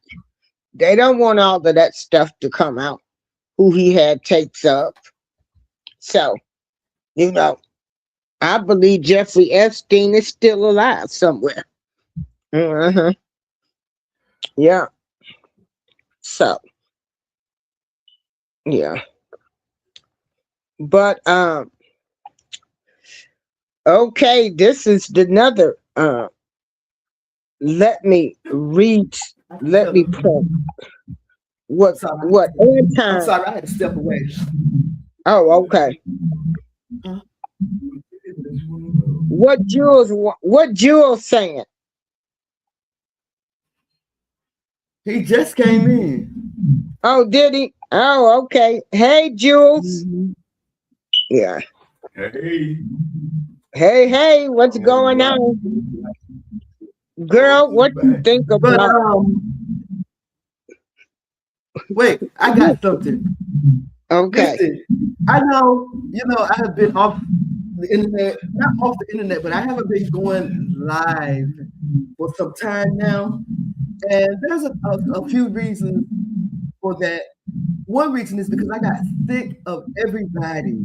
Everybody wants to be the the chief. Nobody wanted to be the enemy. Everybody wanted to be the head honcho. Everybody think they know everything. And so I just got tired of people thinking they know every damn thing, and it's just Girl, brings me I to know. Dr. Rashad Ritchie. Do you know him from the Young Turks? Yeah. You probably know him. They Oh, said that they saying that he is facing significant public allegations because his degrees are fake. I know. Ain't that something? Yeah. Rashad Ritchie is his name. Yes.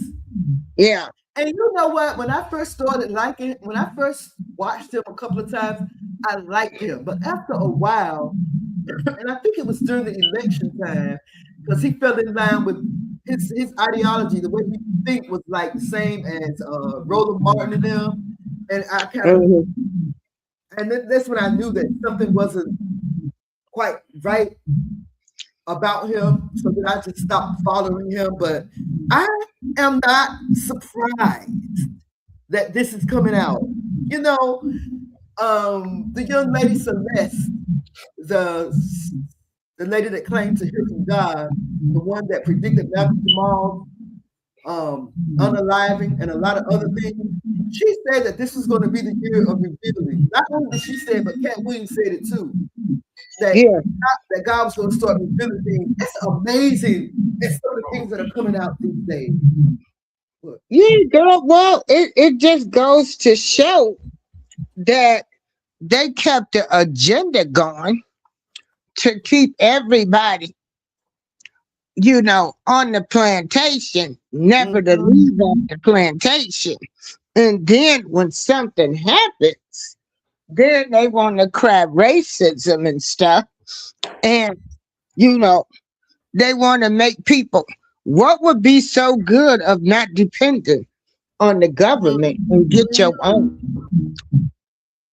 Get your own. Self-sufficiency. Huh? Right. I say right. What would be so hard learning how to grow your own, having your own stuff, having your own businesses, coming together, supporting each other. Right. I had an argument with a girl, and it wasn't even an argument because I know what I know. Like I tell people, welfare started off for the white women, Caucasian women, when their husbands went to war. Then it trickled down to the black family, and you could not have a man in the house. And you know what? They were doing that up to the 80s because they did it to me. You could not have a man living in the house. And they want to argue me up and down. I said, you let some people just win an argument just to win because I know what I know. I know what I know. And I knew a man could not live in the house. Yes. I posted it on my YouTube. No man could live in the house with a woman that got welfare. You are absolutely right. You are absolutely right. I went through it myself, and I'm just 58 years old. Yeah. You should have told her to look at the movie Claudine. Yeah. With James Earl Jones and Diane Carroll. You should have told her to look at that. Some states might have said, "Oh, okay, he could stay here. He can just so y'all would be saying it ain't true." Yeah. But no man was allowed to live in the house. So it don't tell me in the 90s. I said the 80s. Yes. Yeah. It happened to me in the 90s when I had to move back. When I was living in DC, but I moved back to North Carolina briefly in the 90s because me and my first husband separated. And then he came down here and he could not be in the household with me while I was receiving AFDC and food stamps. That was like mid 90s. So they did that up until it's acceptable now though. They help couples now. Yeah. But they wouldn't help me back in the early 90s, mid 90s. Yeah. That's why I just said I'm not going to argue with people because I know what I know. I live this. The phrase, no man could live in the house because of welfare likely refers to the historical man in the house rule in the United States welfare program, especially aid to families with dependent children. Remember AFDC, you was on welfare, ADC and all that stuff, which denied benefits if a unrelated man lived with a single mother, forcing potential partners out to keep families eligible for aid.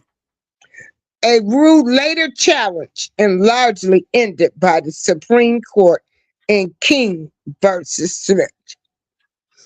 And so, understand. They weren't helping married couples either, at least black married couples. Yeah. They didn't care if they was your husband. They did not care. They did not care. Yeah. So April. Huh? Earlier you mentioned your people you were saying how they get on your nerves because they don't know lack of knowledge, and that brought me to Hosea 4:6. That's biblical. Again, here we go. Going back to the Bible, it says, "For my people were purged for lack of knowledge." That's in Hosea 4:6. Yeah. So people don't learn. I don't even know how old was the lady that you was arguing with? Girl, she's a young girl. She gonna tell me I couldn't look it up. Yeah, she tried to tell me I couldn't tell her nothing because I said a man couldn't be in the house. I thought, okay, no, I let you win the argument just for the sake of I'm not gonna argue. I put the stuff up there. I put it up there. Girl, I'm not arguing with people that I know what I done lived and what I done saw and what I done know to happen with people. Like, I'm not even wasting my energy on those type of people anymore. I know what I know. I know what I lived. And when I called my aunt said, you know what, don't argue with them. Don't argue with nobody on what you know to be the truth and what you got, because they're the ones that lack the knowledge. They're the ones. And that's why a lot of these young people coming up, baby, y'all don't know nothing. We done seen it. We done lived it. Y'all gonna be left behind. Yeah. And so, you can look up all kind of stuff on the internet where it tells you the man in the house rules was an unofficial but devastating policy tied to U.S. welfare. The welfare lie. Yeah. Yeah. Black men was taken from the home. Yeah. Welfare destroyed the black family.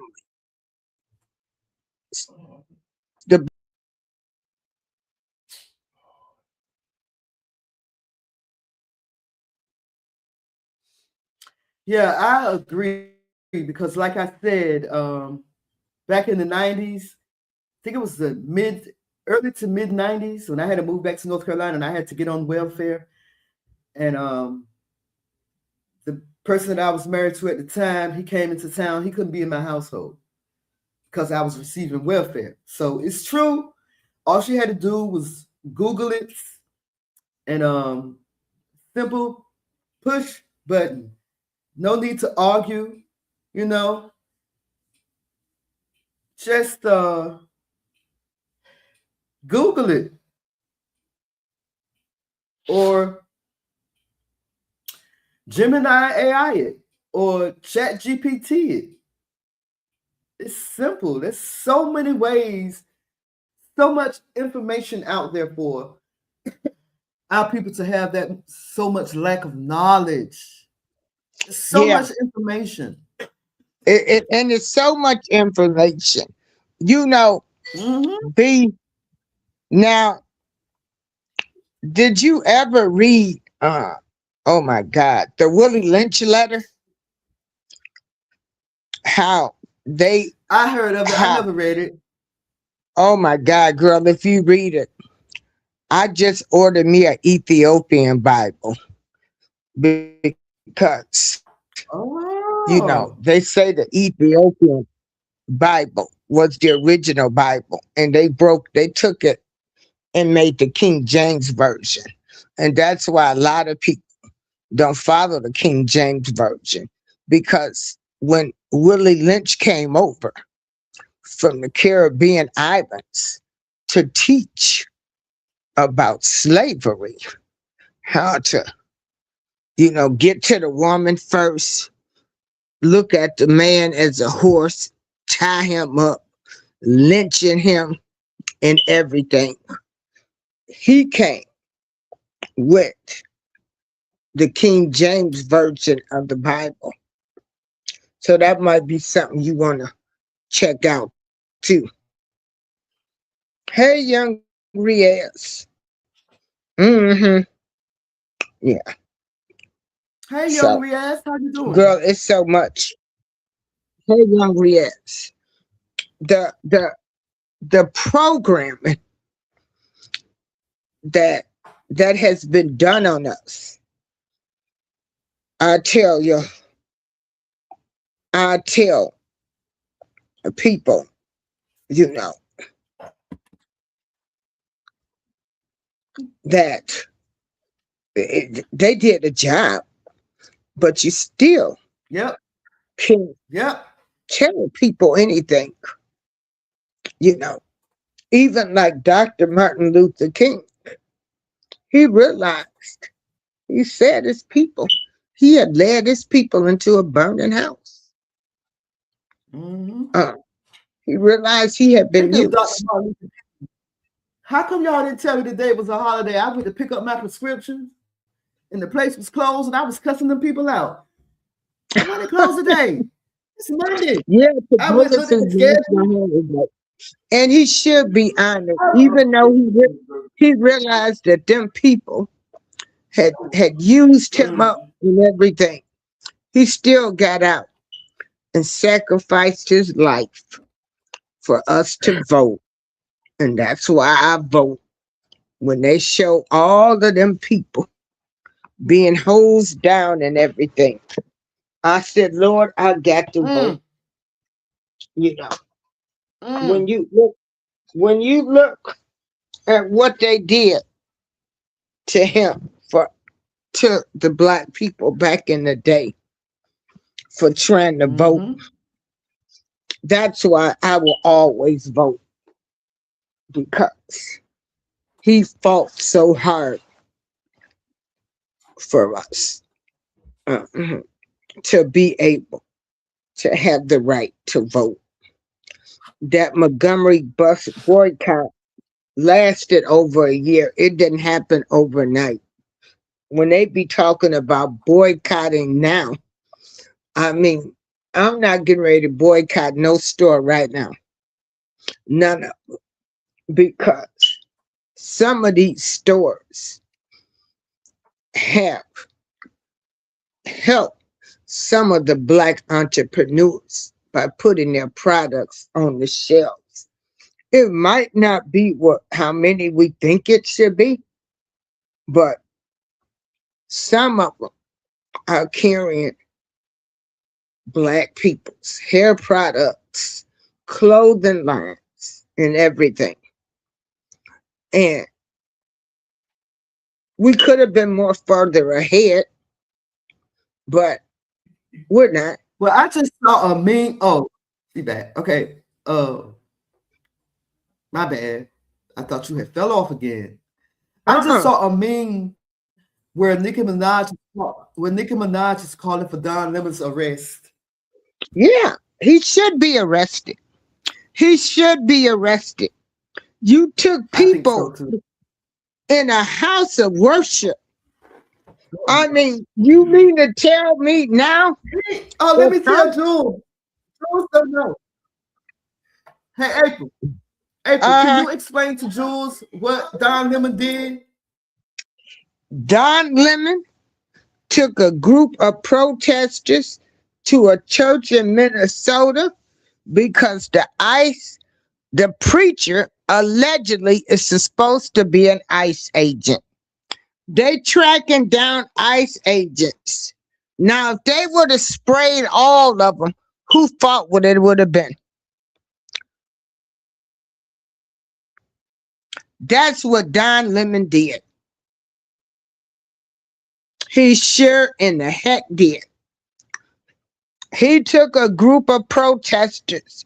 This is the same Don Lemon that came to Chicago and told men of color, black, brown, to go get guns and to unalive ICE officials when they come to your house.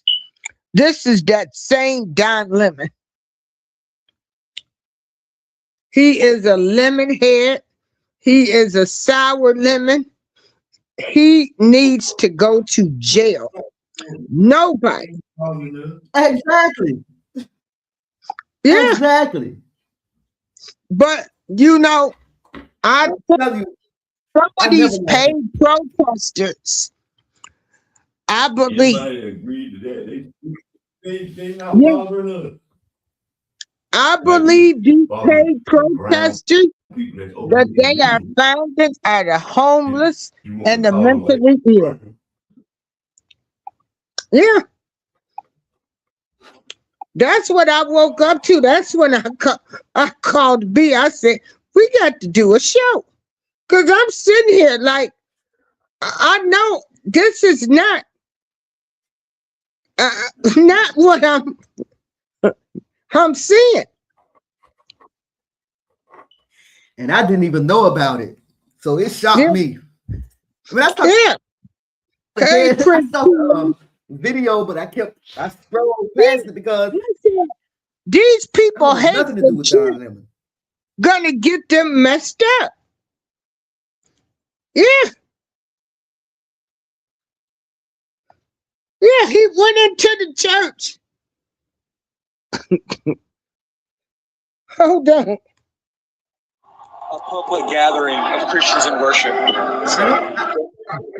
There are folks who I have to take care of my flock. Listen, we live in the Constitution and the First Amendment to freedom of speech and freedom to assemble and protest. We're here to worship. We're here to worship Jesus because that's the hope of these cities. That's the hope of the world is Jesus Christ. I want to be very respectful. Please don't push me. We're here to worship Jesus. That's why we're here. Okay, that's why we're here. That's what we're about. Do you think Jesus would be understanding and we're about love these folks? We're about spreading the love of Jesus. But did you try to talk to them? As no one is willing to talk. Okay, I have to take care of my church and my family, so I asked that you actually would also.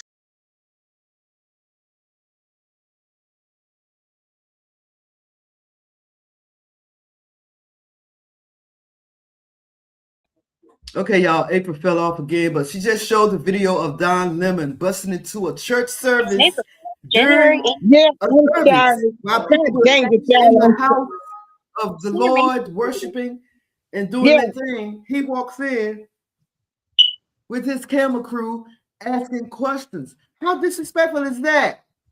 That's how y'all would not be mocked. He could have waited outside until church service was over to conduct this interview. If they arrest him, I hope they do. To set an example. Harassment.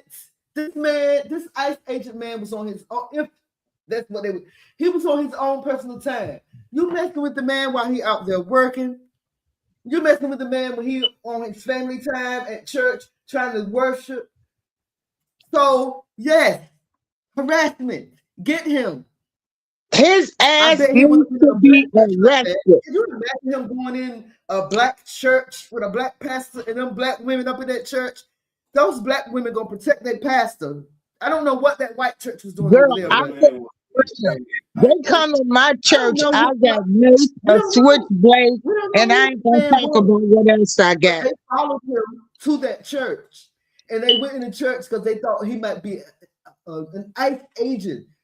These people in there worshiping. You can actually hear them worshiping when he walked in the church. It's crazy. It's ridiculous, and something needs to be done about it. Like I said, ICE agents are here to do a specific job, and that is to rid migrants that are here illegally. What's wrong with that? It's happening all over the world. People in different countries are doing the same thing. He took, I'm like Mickey Minaj. He took his. Somebody tell me what's wrong with that. Yeah, that was terrible. I'm still in disbelief. I just cannot believe somebody that walked into a church because of the ice, because they thought the pastor was ice. I turn down. Your volume is turned down. The talk turned down too. Yeah, my volume was. I was over here talking. April, my volume was down. I was talking up something, girl. I know y'all saw the little light. I know y'all saw the little light going around my picture because I was over here talking. Me and Julie were here talking like a mug, and my mic was turned down. Yeah, because we ain't heard a word. Yeah, I was talking about Don Lemon. Ask Jules what he think about that. Hey, Prince Pierre, I know he got a lot to say about it. Girl, I'm so sick of these gatekeepers. I mean, it's a harassment charge, but yeah. So that's what it was. Jules asked me. I was saying how I believe he should be arrested. Jules said, "What for?" I said, "Harassment, perhaps because this man, this ICE agent, allegedly, was on his own time in the church trying to worship. Like I made this point earlier, you messing with the man when he out there doing his job. You messing with the man when he's with his family worshiping. Something needs to be done. Where do you draw the line? Where is the line drawn? When did Americans start fighting law enforcement like that? I hadn't seen it before those migrants did it in Times Square a couple of years ago. I had never seen anything like that before. Now it's common. Americans going out fighting law enforcement. Make it make sense. Come on, somebody help me out. Girl, I can't help it. I'm just in total disbelief. I just want to know, like, what gives them the audacity? And they wonder the audacity to walk in the house of God and protest because it's an ICE agent. So somebody is doing their job. I just, that just blows my mind. This can really mess me up. It's bad enough we done had people go in, the racist people, to shoot up unalive people in the church. But now y'all have taken this to a whole nother level. I can't rock with these people. I just can't. So here's my thing. Here's my thing. He's up here talking about he was exercising his Fourth Amendment right. What about the rights of the church? What about the rights of those people that was in that church worshiping? What about the rights of the Most High Yah? What about the Most High Yah? Forget the rights of the people in the church. What about God? But you know what? Yeah. The United States law is not going to see where he was harassing him. I think so. A lot of people are against this. A lot of people talking about this. And a lot of people saying he was wrong, and he was. As a journalist, That's just off limit. You wait till that man step outside of church grounds. Then you ask your questions. Then you ask your questions. Let him step outside, or whoever you want to talk to, interview them outside. Have some respect. Like I said, I don't even practice Christianity anymore, but I have to respect the religion. Right? Yeah, I mean, and that's what I You're tell a gay people. man. You should know better. Girl, Sodom and Gomorrah. You should know better. Yeah, he talking about he a Christian. Yeah, Don Lemon, he gay. Oh yeah, he might get a. Oh no, he ain't gonna get no job. He an alphabet. Well, he needs to. I bet even the alphabet go against him for that. I bet even his own community will go against him for that. You don't do that. But what they're doing is they're taking away. They're taking away that's supposed to be sacred from what's really going on in Minnesota. Them people done stole all of that money. Them Somalians. Right. I mean, it's crazy. Around here. It's called Hold on, I'm waiting on this other video to show. Hold on, y'all. I swear to God, I'm gonna have to probably. During Operation Metro Surge, we know there are people afraid to leave their homes for a variety of reasons. We've shared reports with you of people not going to work, more students absent from schools. At the same time, there are growing networks of people who have taken it upon themselves to assist those who may or may not be undocumented, driving people to work, delivering groceries.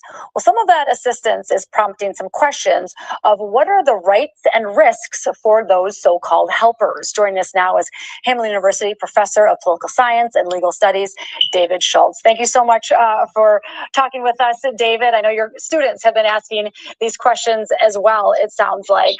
It kind of boils down to, is someone at risk who is helping someone who is undocumented? No, they are not at this point. I mean, think about it. What makes America great is the compassion we show to our neighbors, our friends, and even our strangers. And the First Amendment gives us broad protections to be able to do what? To associate and to help people. And we have no legal duty to help the government, but we have a legal duty not to obstruct them. And the reason why I mention that is that unless the government is actively looking for somebody and you are actively obstructing the government's ability to get that person, you are doing nothing wrong in terms of what? Providing food, driving, any assistance you want to provide for these people. Again, this is all protected activity under the First Amendment. I'll add to that. Does it matter if a person, neighbor helping their neighbor, knows if the person is undocumented or not? It does not matter at this point. Again, we come back to the whole idea of saying that as long as you do not obstruct, as long as you do not stand in the way of the government doing its job, you have done nothing wrong. I mean, think about it. If we reach the point where helping neighbors would be wrong, did we basically what? Are saying that we're in the situation where the family was during World War II that tried to provide help to Anne Frank to hide them from the Nazis. Now, the parallel is not there, but the thing is, we do have this right to basically help people, and it doesn't matter whether they are documented or not documented, are they legal or not legal in the United States. We have a right to be able to do what? To show compassion and help our neighbors and friends and strangers. I mean, after all, but the quality of mercy is not strained in our society, and that we are entitled to do what we want to do. And through all of this, we've been reminded there's different viewpoints, of course, on everything. The definition, like you said, of obstruction, where's the line there? Because if someone rings a doorbell or someone blows a whistle, could anything like that by some be interpreted as obstruction in some way? Well, I mean, obstruction has to be like actually impeding the government from doing things. Now, I know the government in some cases might take a different position here, but obstruction would generally mean, are you doing something that you actively, let's say, hide somebody that you know the government is actually looking for at this point? Merely because somebody is is not documented unless you know that the government is specifically looking for that person. That maybe they have a warrant for that person's arrest or something like that. I mean, you're not obstructing, providing food, providing compassion, help and aid, driving him to work or to school or picking up groceries. None of that is obstruction. Again, obstruction requires some active step that impedes, hinders, prevents the government from being able to do its job. And switching gears a little bit, but still part of the whole overall conversation, just recently a federal judge in Minnesota issued a temporary restraining order that will ban federal agents from retaliating against, arresting, detaining, or using chemical irritants against people that are engaging in peaceful protests. But the order also bans agents from stopping or detaining drivers and passengers in vehicles who are not interfering with or obstructing federal agents or following them from a safe distance. Your take and expertise on some of that. Again, a broad First Amendment right for us to exercise our free speech rights and our freedom of association rights. Do we have a broad right to be able to protest? Yes. Do we have a right to be able to say we don't like the government? Yes, we have that right. Do we have a right to have the government not retaliate against us for exercising our First Amendment rights? Yes, we do. We have a right to photograph. We have a right to follow at a safe distance. All those are protected First Amendment rights. The way I've been describing it to my students is that in some sense, these are the basic rights that we fought a revolutionary war for 250 years ago. The right to be able to move about freely, the right to be able to criticize the government. If we're saying we don't have a right to criticize the government, we would be saying that our constitutional founders, our founding fathers, didn't have a right to do what they did back in 1776. All right, Hamline University Professor of Political Science and Legal Studies, David Schultz, thank you as always. I'm sure we'll be talking with you again. Now you see how they done gave them all of these rights. B, you still here?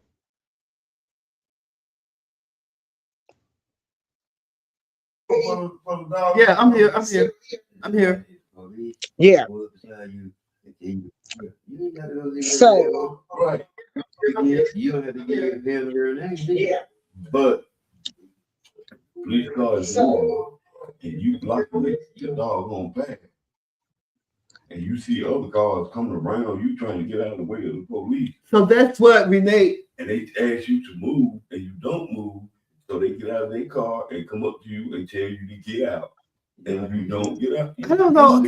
April, can you hear this conversation? No, I can hear you saying if they tell you to get out your vehicle, you're supposed to get out. I mean, what they don't understand, like that Chicago police officer was telling them, is the federal government supersedes. Okay. They won't go nowhere. The light going on, the siren won't going out. They were just speeding down the street. Yeah. So are you talking about the Renee, the lady? They got shot. Yes, that got killed. That got unalived. I'm sorry. See that? She did that. Yeah, that's illegal. Before reply. Yeah, they tell you, they done told you to leave. Yeah. You in your car, they tell you to leave. You don't pull off. Yeah. I don't know what you were sitting up there doing, but you didn't pull off. Yeah. So I don't know. Then they gonna say, get out of the car. So now they getting ready to arrest you. I don't know if you saw the video where her wife was telling her to drive, baby, drive, drive. Yeah. And that's when the officer stopped her. Yeah. So we're talking about Renee, what's her name? Renee Nicole Good. And I'm sorry that happened to her. That was unalived. I mean, hey, my thing of it is you need to know when to fold. Like I said, these people, these mayors and governors, like this sorry Mayor Brandon Johnson of Chicago and our Governor Pritzker, like they were basically telling people not to listen to what ICE was telling them. These people were blocking in cars. They were putting their bodies in front of cars. They were running into daycares. They were running into schools, picking up children, using them as human shields. Like, this is how desperate these people are. Now, this is another video where they're talking about Don Lemon being put on notice. That's what I was trying to find. I found the right one. Look, I mean, we have a presumption of innocence in this country, so I want to preserve my ethical duties here. But let me just say that, you know, he's a journalist. He was a journalist. I don't know what he is now, but journalism is not a badge or a shield that protects you from criminal consequences when you are part of a crime. And I think the videos show how close he was to these folks. I think further evidence will show more information about that, but he clearly knew, and he stated before going into the facility, it's on his own video, what was going to happen there. What was going to happen was a violation of federal law, federal criminal law. And I don't know what to say. I mean, the FACE Act has been out there for more than 30 years, and there were lawyers involved in this so-called protest, and their purpose was to terrorize people of faith in a house of worship. They were targeting a different pastor, not the one seen on camera, who they got information was a ICE supervisor. None of that matters. It's off limits to go into a house of worship to do your little protest. Protests can occur on public property. Protests can occur outside, you know, on a sidewalk, certain sidewalks, not all sidewalks. And this is like basic what you learn in the first year of law school. There's time, place, and manner restrictions on the First Amendment right of protest, and they were violated here in this case. No question about it. The only question is who was involved, how many were involved, and how many charges are going to be brought here. Those are the questions. Yeah. So Don Lemon has been put on notice for storming that church. He been put on notice. You know. Yeah, people are talking. People are talking. I mean, it's just very disrespectful. I don't know. It's that's behind. Oh, I'm back. Oh. What did Jules want to say? I'm gonna mute my mic and let y'all talk. But no, he was telling me he thought my mic was off, but it was on this time. So no, several seats and sit back and think about things because before you said he was gay, but you said his name, I knew he was gay. You had to see it. You know what I'm talking about now, right? I used to be with MSCB. But I just want to say these are for people that believe and that have a fear for the Most High, y'all. I'm not talking to you guys that don't believe, that's walking around here with the blinders on. I'm just talking to believers and to those that know.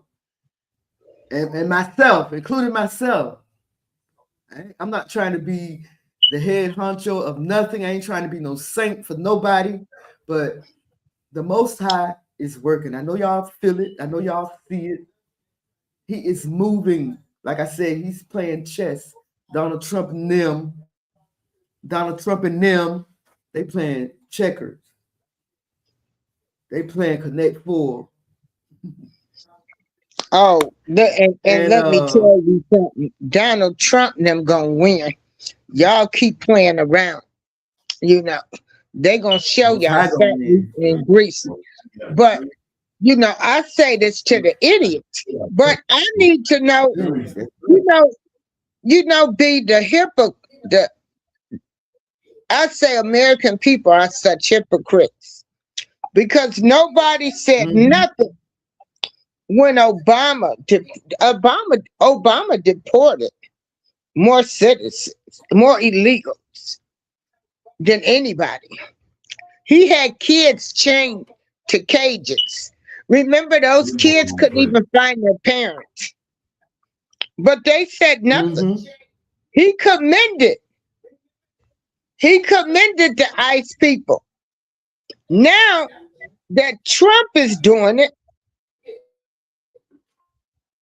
it's a problem.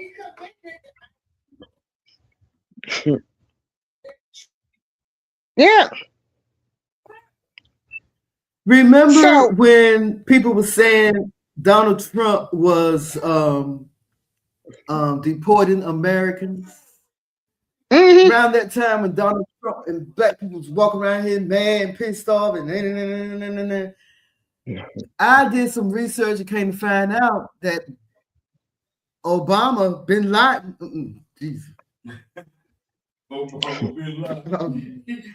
Right. Obama deported more Americans by mistake than Donald Trump did. Yeah. Here's president, by the way. Yeah. Ain't nobody talking about that. Right. Wait a minute. Hold on. I just want y'all. This is another article. You know when, cause you know I'm a bring y'all. You're listening to Trump is deporting fewer people than Obama. He's just louder and meaner. An opinion piece written by Fareed Zakaria and read by an AI-generated voice. You have seen the blizzard of scary images. Immigration agents taking parents away in front of their kids, masked officers raiding neighborhoods, men detained in remote centers. But here's the surprising fact behind the mayhem. Donald Trump has deported fewer people per month than Barack Obama did, and barely more than Joe Biden during a similar span last year, according to Immigration and Customs Enforcement data obtained by NBC News. Trump signals that his administration is fearlessly executing mass deportations, but the numbers reveal a different reality. Since February, his administration has deported 14,700 people per month on average, according to NBC News. That's far below Obama's peak in 2013, when he deported 36,000 per month. And it's not even close to the Trump administration's reported goal of deporting 1 million people in a year. Trump's deportation dragnet is less effective than those of his predecessors because it is chaotic, theatrical, and detached from the systems that work. Rather than effectively coordinating with local law enforcement following rules, laws, and norms, or expanding and expediting legal processing, Trump has prioritized optics over outcomes. What his administration lacks in strategy, it tries to compensate for with spectacle, sweeping up school children, targeting families, broadcasting raids on social media. But this is a rare case of Trump's Teflon wearing thin. Immigration was once his strongest issue politically. Today, it is fast becoming a vulnerability. According to a recent Quinnipiac University poll, Trump's approval on immigration has dropped sharply, with 55% disapproving and only 40% approving. A recent Gallup poll showed that the number of Americans who view immigration as a good thing has risen from 64% in 2024 to 79%. Now a record high. Even more telling is the erosion of support among independents, many of them suburban voters, who had once been sympathetic to a tougher border stance, but are now recoiling at scenes of cruelty and overreach. The numbers are striking. Support for deporting all undocumented immigrants is below 40%. Support for a pathway to citizenship for long-term undocumented immigrants has climbed to nearly 80%. Most Americans, including many Republicans, back a path to citizenship for dreamers. In short, Trump has managed to move the country not to the right on immigration, but to the center and even left of center. The public, it seems, is rebelling against extremism in both directions. Under Biden, many Americans accurately perceived chaos and lawlessness at the border, prompting a backlash. Now, under Trump, they are reacting just as strongly to what appears to be a lawless and authoritarian approach, one that disregards legal precedents, court rulings, and legislative prerogatives. The lesson is clear. Americans want immigration to be managed with competence and decency, not bombast or cruelty. If the United States had a functioning political system, this would be the moment for comprehensive immigration reform.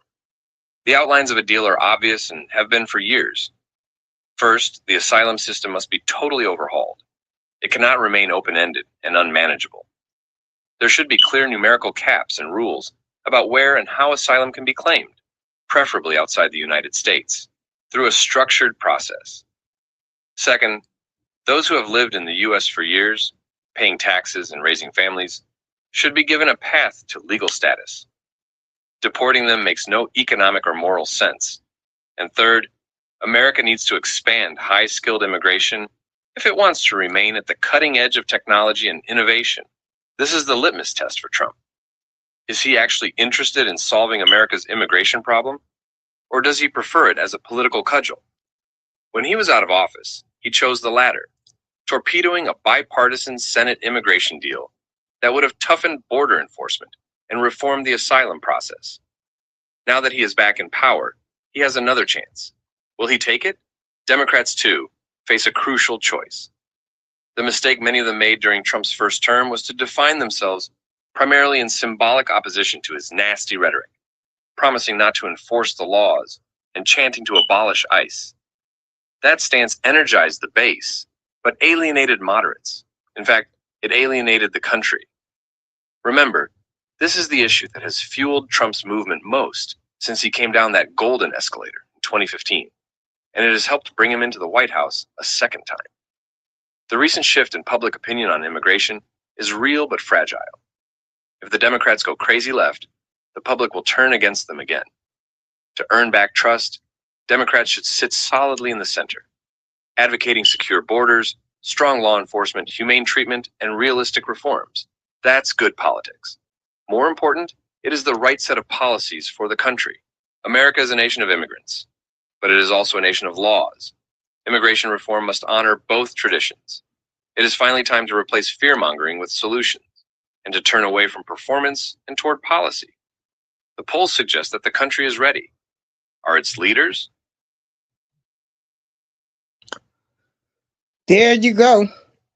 But like I say, they don't talk about how many people Trump,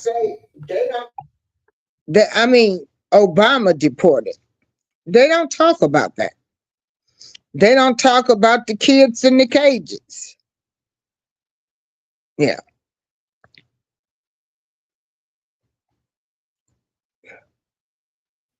You know, it's so this stuff is so weird. So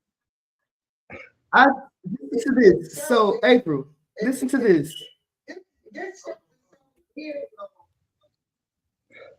It I'm says, listening. did Obama deport more people than Trump? Yeah. It says, throughout 8 years in office, the Obama administration logged more than 3.1 million ICE deportations, according to Syracuse Transactional Records Access Clearinghouse. The peak was fiscal year 2012, when more than 407,000 people were removed. By comparison, the first Trump administration maxed out at deporting 260,000 people in 2019, according to the same track data. And across 4 years, the Trump administration recorded fewer than 932,000 deportations. And this was written on June 19, 2025. Yeah. Yeah, but Obama administration logged more than 3.1 million ICE deportations. And then remember the kids in cages? How they had them kids chained up. And I was trying to tell somebody, how can y'all forget? Then they couldn't even find the parents of those kids. They had kids in chains. Kids in cages. Not only did they have them in cages, but they were covering them up in blankets. I mean, in plastic or some type of paper, some kind of aluminum foil looking stuff. Don't you remember that? And that's what I be trying to tell people, like, where is y'all memory? Because that was all on the news.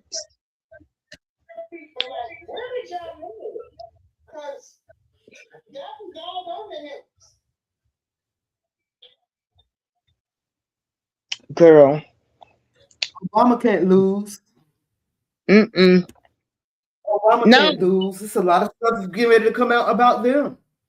A Uh-huh. lot of stuff getting ready to come out about them. We're gonna see what happens. People gonna lose. What black folks gonna do, April? I don't know what they're gonna do. I don't know what I they're gonna remember do. I used to get mad, girl. I used to get mad. Don't you say nothing about the Obamas. I unfriended one of my childhood friends on Facebook because he said that she was a he, and we got into it. He since passed away. I hadn't spoke to him since. Three Finger Chris. Three Finger Chris. Yeah. You probably don't remember. He's from here, from Simon Bright. Yep. He said she was a he. Oh, you talking about he had 3 fingers on each hand. We saw him 3 Finger Chris had his phone.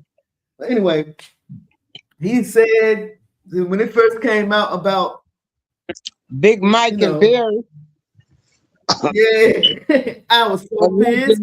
I unfriended him. What they gonna do when that really comes out? Girl. And if you go into people into comments and stuff, that's all they say now. Big Mike and Barry. Yeah. I just sit back now. I ain't gonna argue with nobody because I don't even know myself now. I'm like, ooh, y'all might be on to something. Yeah. Joan Rivers. Yep. So I just hush. You know, right. I just say anything. You know, because like Cat Williams said, and like my girl, what's her name? What's the good Celestial? They said this is going to be the year of reveal. Cat Williams said it first. He was the first person I heard say it. And lo and behold, the Most High is revealing a lot of things, not only amongst celebrities, a lot of things happening amongst us regular folk. Well, that's what I try to tell people. You got to take everything that's going on in Hollywood as this goes on in the regular neighborhood.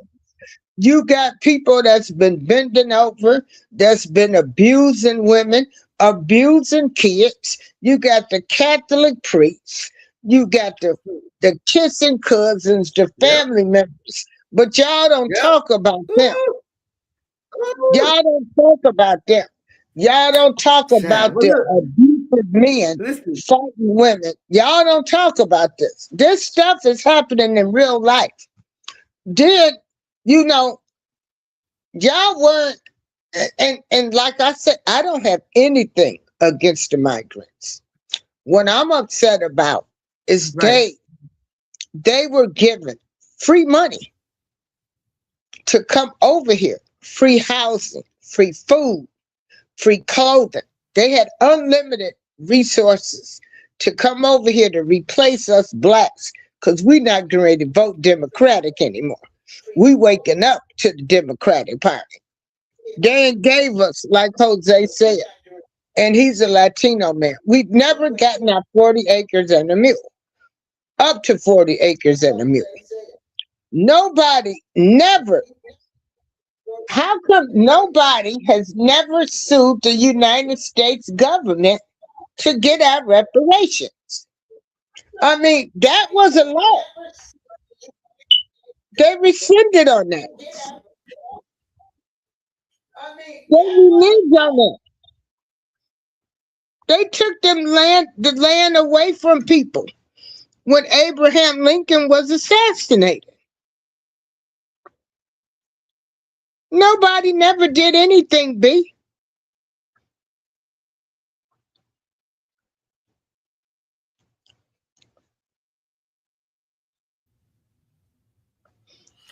You remember when Donald Trump, during his first term, when he was first elected, how the world protest against him being president of the United States. I mean, people were protesting everywhere. I remember because I was in DC at the time. His first term, 2017, 2021. I mean, people were protesting around the world because they were so angry that he was president, right? And people remember when people, especially black people, how they judged Michelle Crissette Michelle, I mean, I always do that. Oh yeah. For singing at his inauguration. And Girl, that really caused her career. Really, she really didn't want to sing anymore, became depressed over that, lost big deals, lost a lot of deals behind black people called themselves canceling her. Now here we are, 2026. The same president is in office, loved by black people, the same black people that probably blackballed Crissette Michelle. Did I say Michelle Crissette? How do you say it? And luckily, I've seen her singing and performing in a few things lately. I've seen it. So I hope that, because she is a jewel. The girl is bad, and I'm sorry that some black people did this to her. She was one of my favorite artists, and it caused her to be depressed. She lost her career, and if I'm not mistaken, she lost her family, her husband, if I'm not mistaken, behind people getting mad because she performed at an inauguration for President Donald Trump in 2017. People, or 2016 at the time, I think, and people were mad. And now look, where the people at now that did this to her? I know. I don't hear from nobody. No. Bullying at its best. And you know what? We the worst on our own people. We couldn't even respect her. We couldn't even respect the fact that she is an entertainer. And whoever she chooses to go sing for, if she's making a living going singing to anybody, that's her business. She's an entertainer. She's an artist. Let's see how many black artists performed for Donald Trump's second term. Wait. How many black artists performed for Donald Trump's inauguration? We got, oh my, Snoop Dogg, Rick Ross, Nelly, Soulja Boy. But you know what Crissette Michelle said? She performed with a gospel singer, a guy. I can't think of his name right now. As a matter of fact, who was the guy that sang with Crissette Michelle at Donald Trump's inauguration? I don't know. I can Google it real fast. Hold on. Travis Green. Travis Green. He's a gospel artist. He's saying he didn't get blackballed. She said, in fact, his career bloomed after that. Now let's go back to the black men or the black people that performed for Donald Trump's inauguration this go round. Donald Trump, Snoop Dogg, Nelly, I said Rick Ross. You know, look at the black people that's performed to him this time. Ain't nobody did nothing. Nobody did a thing. A thing. So you know, the contradiction of it all, the bullying of it all. My people. We hypocrites. We pick and choose our selective outlay. Now, you know, like I say, up there, they got a group in Chicago. Chicago Flips Red. And they calling out Brandon Johnson, the mayor of Chicago. They gave $525 million to migrants, girl. Migrants. And nobody, you know, They done stole people's property and everything, girl. And they Wow. didn't put none of that money back into the community for all of the Chicago residents. Yeah, girl, it's a mess. It is a mess. It's a mess. And like I said, I would have never thought I would have saw somebody go into a church Mm. and stop people, Mm. you know, A so-called journalist. a so-called journalist. CNN got rid of him, you know. Right. Yeah. Hey, and like I said, you notice it wasn't a black church. Hi, Life with Tasha. Hey, Life. Tasharia. Hey. Tasharia. Hey. You notice it wasn't a black church, right? Why didn't he step up in a black church? Find a black mega pastor and walk up in there and talk about some this and some that and see what happens. Yeah. First of all, the mothers of the church ain't gonna let you get to the pastor. The ushers, them ladies by that door, they ain't standing there for nothing. I'm gonna tell you something. I was a deacon, and you know what? We was taught to literally protect the pastor. In the Christian church, they are taught to protect their pastor by all means. And if you notice, it's usually the women that's protecting the pastor. Walk up in a black church. Girl, yeah, honey, I know, because you know I had an experience with a pastor. They protecting the dirty bitch. Yeah, I said it. The dirty bitch. And it's supposed to be an alleged pastor in this building. They protecting the dirty hoe who's a thief and a scammer. I said it. Now sue me. That's what they do. That's Yeah. what they do. But watch the Most High. Watch the Most High.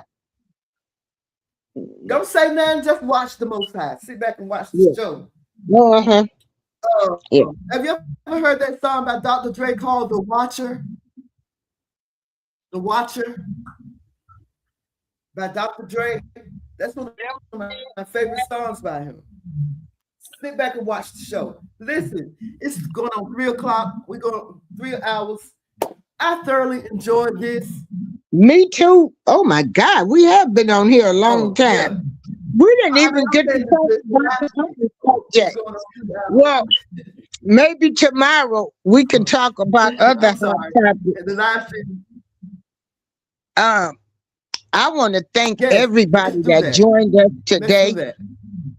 I want to thank Jose for coming up, you know, understanding the plight of Black Americans.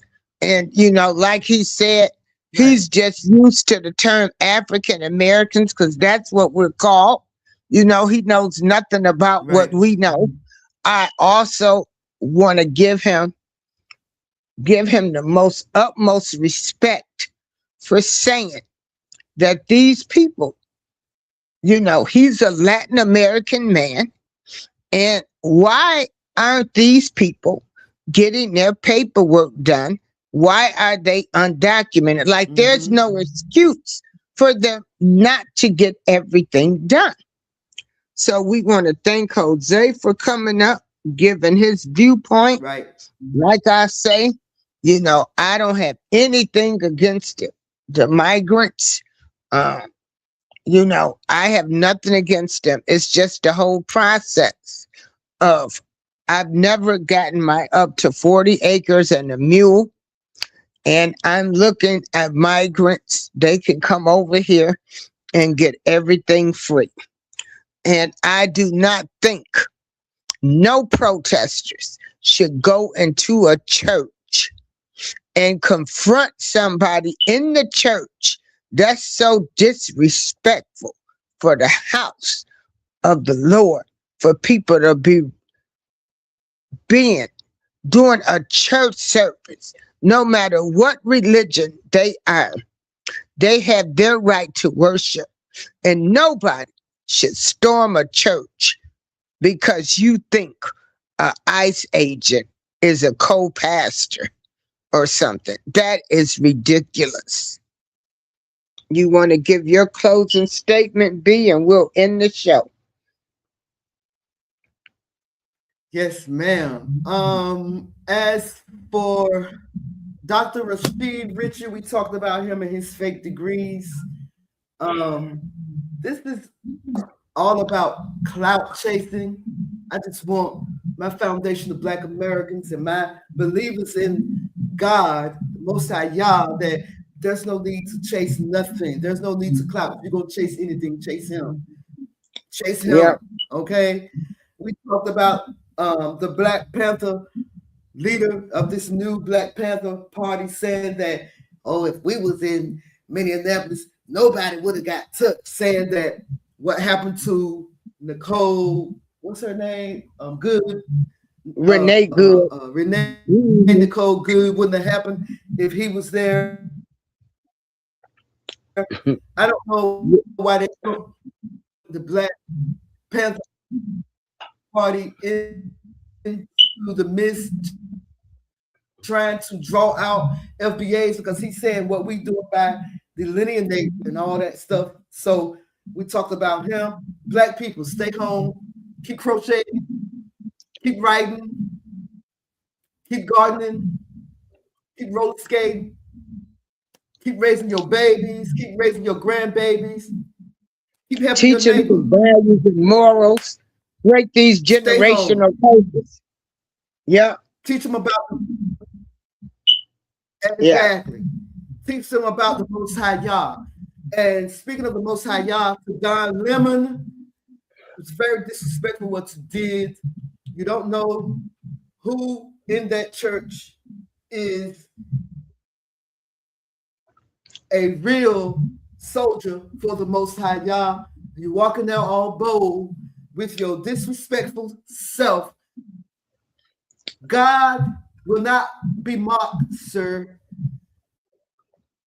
Yeah. You tried it with Candace Owens. Candace Owens put you in your place. The Most High Yah will put you in your place if you don't stop all this haughtiness. Sir, girl, you will never lie. Stop all this haughtiness. Read the Bible, yeah. Put them scriptures on you like a pamper. Stop saying what you think you know, sir. Going up in the house of the Lord was the wrong thing to do. And if they arrest you, you deserve it. My name is B. Sparrow. Thank you, April, for inviting me on the panel. I really needed this because, you know, I haven't done this in a long time. I've been dabbling a little bit on my channel a couple of days ago. I went live and, you know, everything is coming back to me. So I'm going to thank you. Tomorrow. Panel. Yeah. Tomorrow we can come on. I'll go on your channel. Yeah. And we can talk about this Corey Hager, Anton Daniels. Oh, yeah. Okay. We got to talk about them. Yes, absolutely. Yeah. We all right, talk so about enjoy the rest of your day. All right. Enjoy the rest of your day, and I'll have you tomorrow, okay? Peace, everybody. Hey, Frugal Mom. Peace.